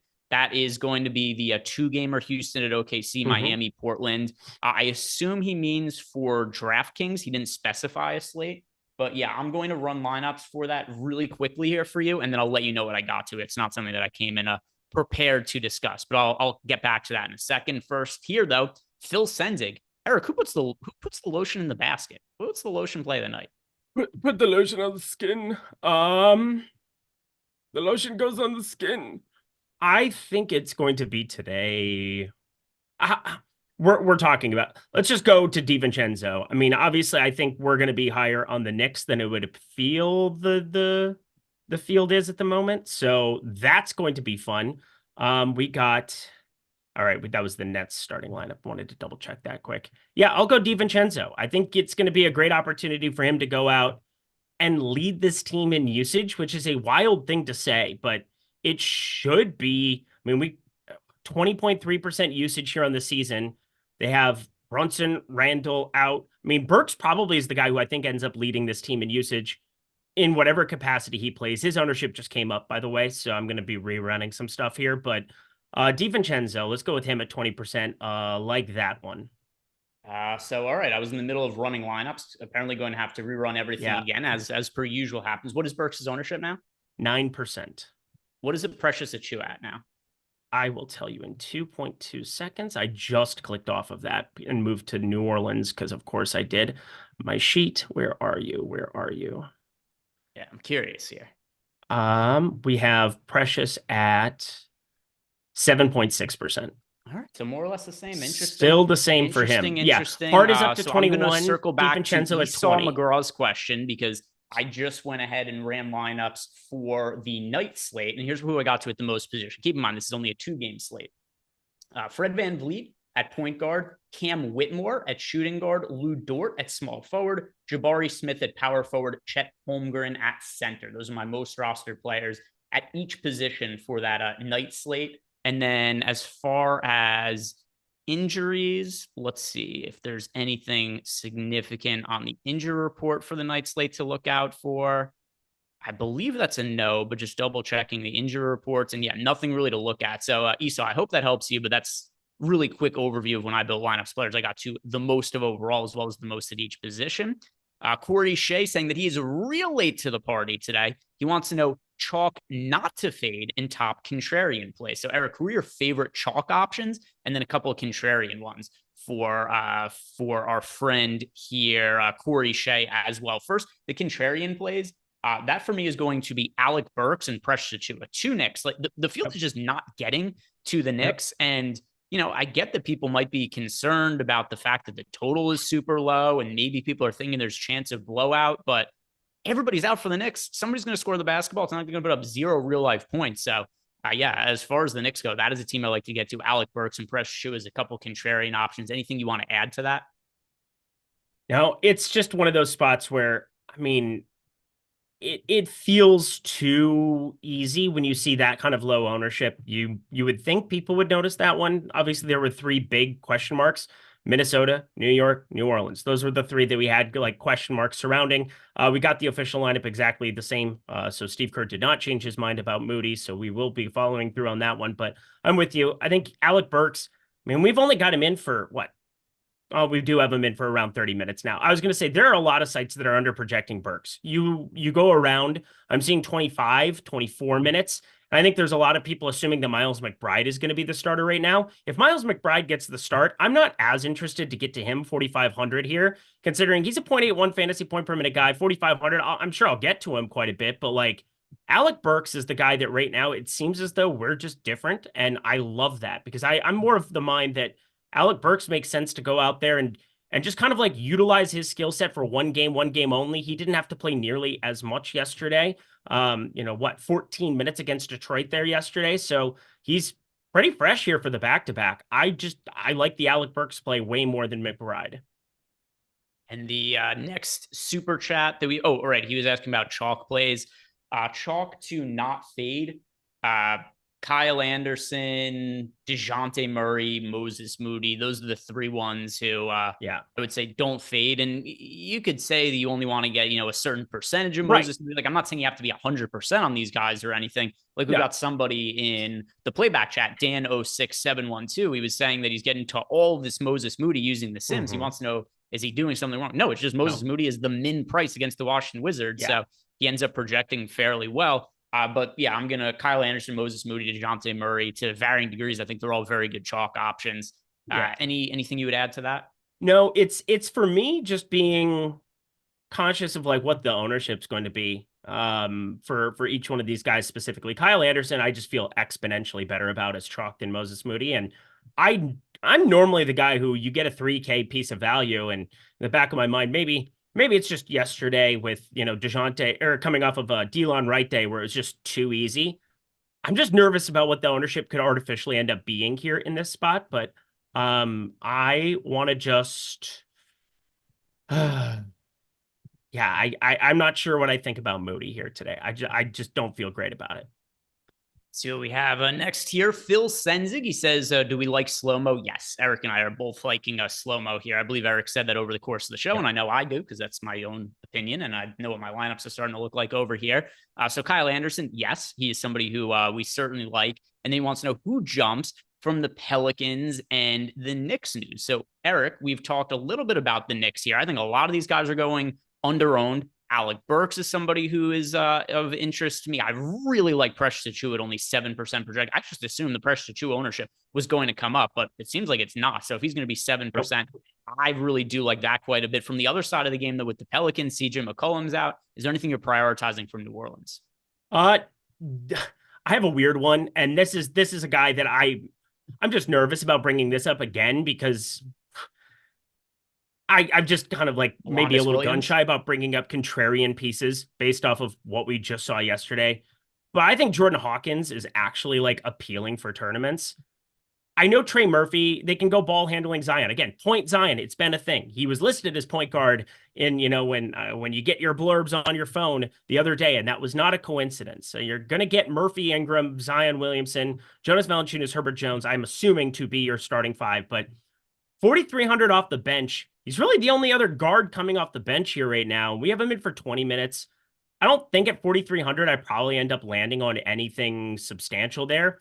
I probably just end up with some scattered amounts of Ingram and Williamson and nothing else, but I want to throw it out there. I'm playing 50 lineups in the main tournament, and it's like, there's a part of me that wants to give him a little bit of an ROI boost in the event that he walks into 24. We've seen him with other shorthanded teams where he just pops off. He's willing to go out and chuck. I mean, we saw 2 games ago against Miami. He took 17 shots in 22 minutes. I know it's a little bit different circumstances, but not really. I mean, you still have CJ McCollum out, and they're shorthanded at guard without Jose Alvarado. So Jordan Hawkins, a guy I'm trying to talk myself into, because if he gets hot early, and I know he's going to see the floor, whereas like for me yesterday with Williams, I didn't actually know that for sure. But like, I think Jordan Hawkins, if he goes out and knocks down shots early, it's a great opportunity. It's just obviously a very bad matchup.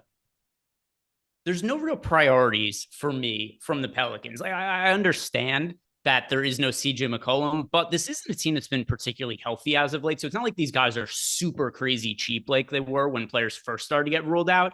And it's also a very low-paced game. It's less concerning to me on the Knicks side because there are so many guys who are out for the Knicks, so they're going to play so many minutes. But on the Pelicans side, I'll have some exposure to Ingram, to Zion, but there's nobody who I'm loading up on from the Pelicans. I'm with you. Yeah, it's trace amounts of like Ingram, Zion. Again, the Jordan Hawkins one, maybe I do. I'll react how the half hour is going, and I'm not going to have if one of my lineups gets off to a really, really hot start, I doubt that I'm going to be keeping a Jordan Hawkins in it. But I will say, I just feel like it's one player that is underrepresented. I just don't think on a 9-game slate with good value that we do have here thus far, a little bit of shaky value, but value that's 3K and gives you dramatic upside, relative to a 4,300 guy like Hawkins. I at least still see the case for maybe getting to a share or two. Let's see what our next question is here. It is from a D Buff. So Daniel Buffington, favorite spend up on DK, says that he didn't see the win last night, but he's congratulating me. Thank you very much for the nice message there, D Buff. Eric, who's the player you're spending up for the most today? Is there a high-end guy who you're going to be prioritizing? Yeah, I'm rerunning everything one more time with the Knicks. At the last run, it was Giannis. If we're talking like the upwards, like the guys above 9K, but at 9K is Anthony Edwards, and he was the guy I was landing on the most before this started. DeJounte Murray not far behind, both of them like 50-ish%. Yeah, it is DeJounte Murray for me. Trae Young is going to be out for potentially the rest of the season because they said he's going to be out for like 6 weeks or something like that. But assuming the team isn't going to be, they weren't great with them. I can't imagine they're going to be great without him. If they are really good without him, they're going to have interesting decisions to make in the offseason here. But assuming they fall apart, I don't think that Trae Young is going to play at all again this season. Anyway, the point being, no Trae Young, DeJounte Murray. We know that he's played some really big games in the absence of Young. And I think they're going to have to play him really big minutes, at least in the short term, as they try to push for that playoff spot. If DeJounte Murray doesn't have a big finish to the season, their playoff hopes are dead. So I think that Murray is going to be playing big minutes with big usage to finish out the season, at least until they start to slide down the standings. DeJounte Murray, my most rostered spend up option for tonight. And then we've got My Philark says that he has Poole and Drummond as revenge players. Which one should it be switching off of, Eric? Is Drummond and who? Drummond and Poole for revenge. You should get off of Drummond. I know that Kispert was the one who started. I had thrown that out there. I don't know if you heard me before that Kispert was getting the start and it wouldn't be Poole in this spot. I honestly thought it could have gone either way there. I didn't really have a opinion. It's the first game that locks, or first wave of games that locks here. So I didn't really care, but with Avdia out, they are going to Kispert. It is his first start since November 25th. It was, he played 28 minutes there in that one. I mean, I like getting to Kispert. He's actually in my top sim ROI lineup here at the moment. So the ownership's come up here throughout the show. I don't know if I'm going to get to like 20% of him by any means, but small forward, power forward, that's kind of nifty. I like getting to that. But anyway, back to the question. Jordan Poole, I think there's going to be still the opportunity. We've seen him come off the bench and just chuck anyway. And Drummond, they're not going to be playing him alongside Vooch here a lot anymore. I can't imagine that that's going to be something that against Detroit, without Isaiah Stewart there, that they're going to really need to facilitate. So, yeah, definitely going to go the Poole side between those two. There's more upside. Well, actually, I don't want to say that. They both have upside. It's maybe they both have a fair share of upside. So My Philark, you're rushing them for the dumbest reason imaginable because they're just playing against teams they used to play for. But as tournament plays, like there are times where Andre Drummond, it's very hard to predict when this is going to happen. But we've seen it. Billy Donovan sometimes just like, hey, Andre Drummond's playing 30 minutes next to Vooch for today. And he sparks big upside in those games. Jordan Poole coming off the bench, he has a ton of usage available to him if he's going to take shots, which we saw him do the other day. Came off the bench, scores 30 plus points. Yep. So there is opportunity for him off the bench. I think I'm going to agree with Eric and go with Jordan Poole. Once again, your logic for Rushman, terrible, absolutely terrible. But you have call him out. Backed yourself into some reasonable tournament. You suck, you jackass. Next question here, Riley Cooper 14, Vooch or he is asking Jalen Johnson. I assume Jay Johnson. Yeah, it has to be Jalen Johnson, about the same price there as Vooch. Do you prefer Vooch or Jalen Johnson? Vooch. That is Vooch. I like the game environment. Like, there's a case to be made for playing Utah, Atlanta in some lineups. Like, you never think about stacking, but like this game, I bet the over. I kept looking at it over and over and over today, and I just think this thing is going to play at breakneck, but going back to like the Spaceballs days, ludicrous speed. It's going to be played at ludicrous speed. So Jalen Johnson's probably a nice tag along, depending on how many Atlanta Utah pieces you're bringing with it. But straight up, now telling me, do you really want to love me forever? It's got to be Vooch. Yeah, Vooch for me.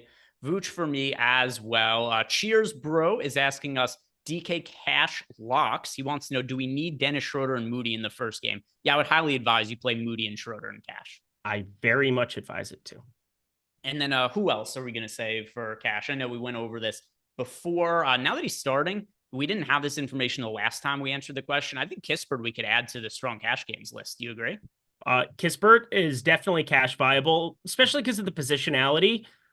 I will say, I think getting to Anthony Edwards, Kyle Anderson, they both have small forward positionality too. You have Josh Hart, who I think is cash viable. You need to save money somewhere other than just with Moody. You're playing Moody in cash, so stop the silliness there. I know that I'm talking about it from a tournament perspective a little bit and just kind of running range of outcomes on what Kerr is going to do here. And Kerr just freaks me out. Chris Paul's back, all of those things. But I think for me, it's got to be... Yeah, I would probably be looking at Kispert in cash, considering he's in my top sim ROI lineup, and I just ran my optimal. He's in it too. And the next question we have here is from Corey Shea. Last man in for utility, 4,200 and down. And then after this, we'll do the nuke of the night. Got a lot of questions here. Been trying to answer all of them. But we can't let our skits and bits fall by the wayside. They're very, very important to the program. So Corey Shea, last man in for utility, 4,200 and down. Let's see, 4,200. Jaden McDaniels. You had to. I have nothing other than Moody sub 4,200. It looks like at all. Do I have anything in 50 lineups that's sub 4,200? This is wild. Yep. I'm going to answer Landry Shamet, who's also somebody I'm not dying to get to, but that's the guy who looks the best to me in that price range. Yeah, I got nothing. It's not a great range. I have 2%, so one share of Caleb Houston as well, but like, what are we doing here? Let's see. The next question that we have here is coming to us from Jorge. So after we answer Jorge's question, we'll be all caught up on super chats. He says that he has thoughts on Luka and Giannis today with all the value that we now have. So I'm going to be getting exposure to both. I'm doing one final run of my lineups, and then after that's done, I can let you guys know exactly what my exposures are. Between the two of them, I prefer Giannis over Luka. I prefer Giannis as well. It's weird though, because now I just reran this, and I think what's happening is Achua and Kyle Anderson and some of these forwards are just pushing Luka up the board for me. I just got 18% of him, which is now, where is Giannis at? Yeah, I'm not getting nearly as much Giannis as I had before in my last run. And it must be just strictly what's happening with Kispert showing up, with Precious, and the interest we have there. That ownership stayed pretty muted. I think it's just a result of positionality. There is no other guard, and I wrote this up earlier today too, where there's no other guard on the board projected within 11 of Luka Doncic today. Like, it's DeJounte Murray that is next up on board there, and just raw fantasy scores. So like, if you get all this value at other places, and obviously you don't have shooting guard, or Moody is shooting guard only. So, I mean, Luka at point guard only, it's an interesting spot where 3% Luka is very viable now for me. All right, so let's do the nuke of the night. But Eric, we got a ton of questions came in Discord, so I don't want to spend too much time in it. Eric, play the not Eric, Jordan, play the animation, because we want to see the animation. Yeah, don't do anything, Eric. Neither of us are really useful when it comes to anything. The animation, though, that is something Jordan can certainly play for us. Then it'll be nuke of the night time. Hit it.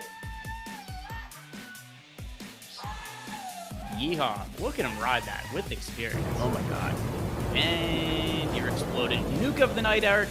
Tell us who you got, and we'll keep it a little bit briefer than normal today. Yeah, I guess, just for the interest of time for it, I mean, I think it's going to end up being Alec Burks. I didn't see this one coming, but it would appear people just don't want to play Alec Burks across the industry right now.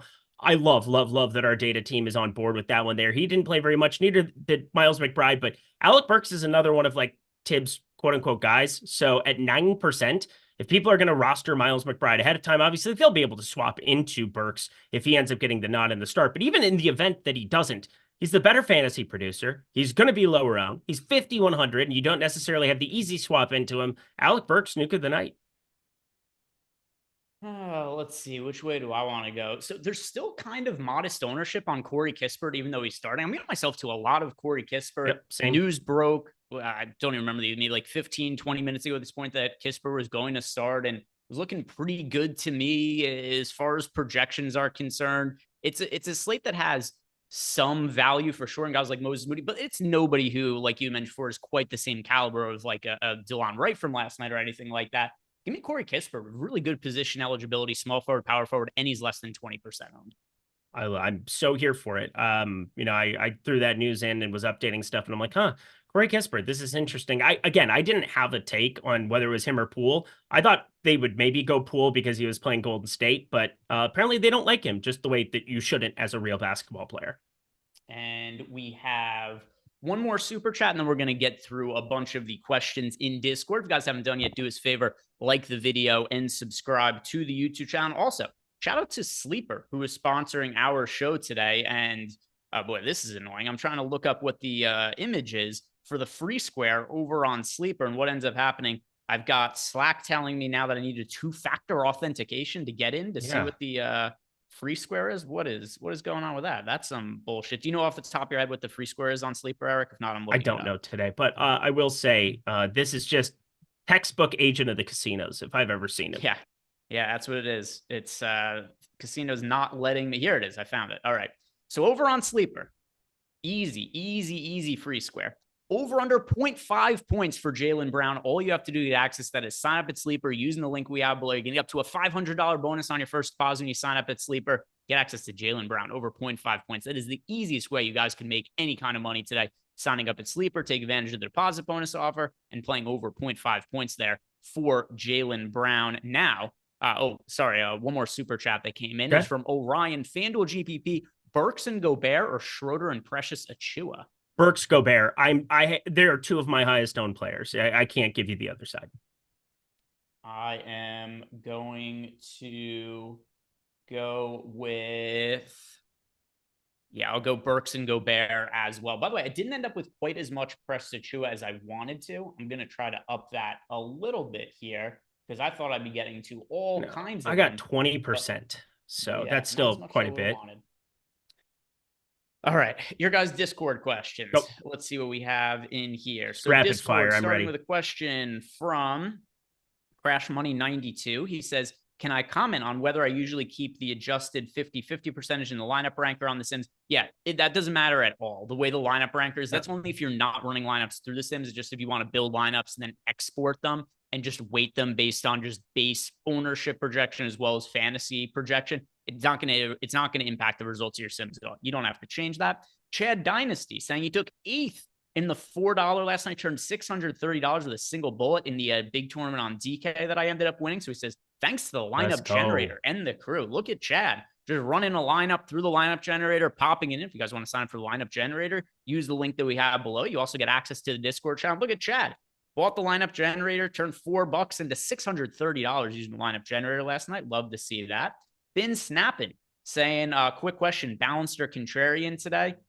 Go ahead and play a balanced lineup. And he wants to know optimal play for us. All right, overall, who is your most rostered player on the slate, Eric? It's Kyle Anderson by a lot. I have 82% Kyle Anderson. See what we have next in here. Gangrene. Do we like Moody? He is one of Kerr's guys. So my final exposure to Moses Moody is 54.7%. I will tell you here in 2.2 seconds because I am below that for sure, but I will tell you exactly what I have. I have 22%. Okay. So still getting some of them. And yeah, like I have a good amount of him, but it's not like I've got a lock button here on Moses Moody or anything. He's in, about half of my lineups here. Next question that we have is from Mr. Cool Cam. He wants to know favorite plays at each position for FanDuel. And yes, let me just finish uploading my lineups here so I can assure that I didn't screw anything up here. All right. Got that taken care of. Do you have your lineups uploaded, by the way, Eric? I'm uploading it as we speak, and then I'm ready to rock. All right. I am uploaded as well. FanDuel now. Top plays at each position for FanDuel. Yes. So over on FanDuel, point guard is Alec Burks.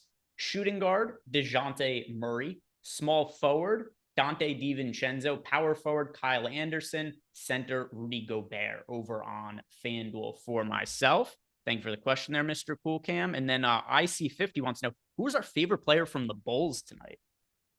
Ayo Dosunmu. That is Vooch for me. Okay. I like them both, but I like Ayo a little bit more. Okay. Yeah, I think they're both very strong options, by the way. I'm overweight to both Vooch and Ayo. They're not like crazy contrarian or anything, but I mean, these guys are both owned around 20%. I've got a little bit more than that. So I'm cool with both of them being answers there. Next question is from Gangrene. Burks and Achiuwa or DiVincenzo and Schroeder on DK? What did I end up with on Dennis Schroeder?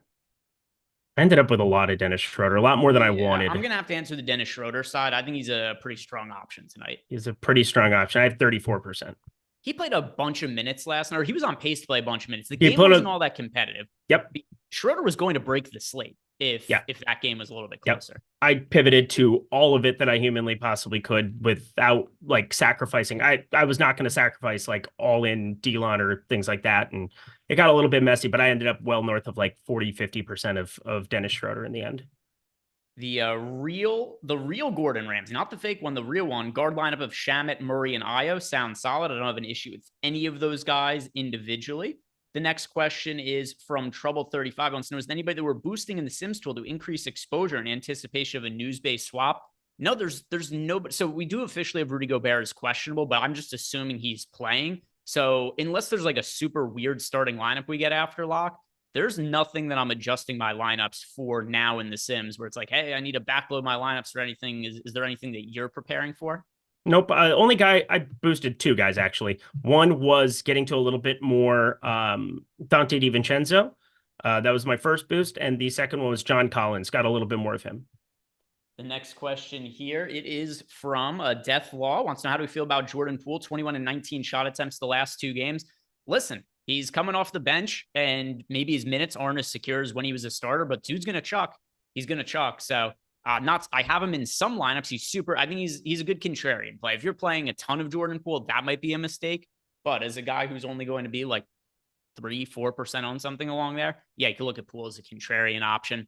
Super chat from Bobby B's, Murray or Edwards for DK utility. That's DeJounte Murray for me. It is Edwards for me. And then they're so close though, for what it's worth. Krebsy wants to know Jared Allen or Evan Mobley, and it doesn't look like there's any sort of stipulations here about salary or anything like that. It's just which one of these guys should he roster between Jared Allen and Evan Mobley. I have to go to Jared Allen, who's projecting quite a bit better. Yeah, definitely him. I like Mobley for like, well, not in DK, but like, never mind. Continue on. M Grizzly Rico Rod also asked favorite FanDuel players by position, but we just got that question. So I'll move to the next one from M Grizzly. Wants to know, is Eugene Omoruyi somebody you're finding yourself getting to, Eric? I wanted to. I thought about it. I really, really wanted to. I thought there was an outside chance he'd start with coming in Draymond and as the starting unit. Did not happen. I'm not playing him. Yeah, I didn't get there either. And now one final question, and we've answered them all here. King Yusuf 2659 on DK, Giannis and Kispert or Kuzma and Edwards. Giannis and Kispert or Kuzma and Edwards. Really like the Kuzma Edwards side of it. Do you plug that into the player compared to Jordan? Yep.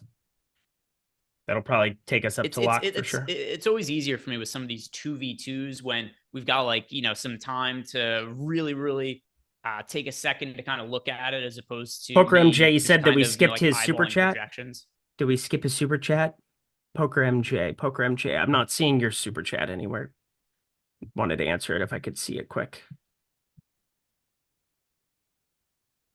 The question was Giannis and Kispert or Kuzma and Edwards.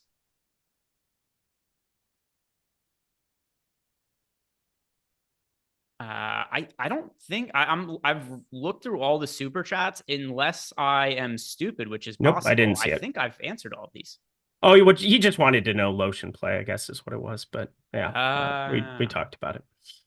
Gotcha.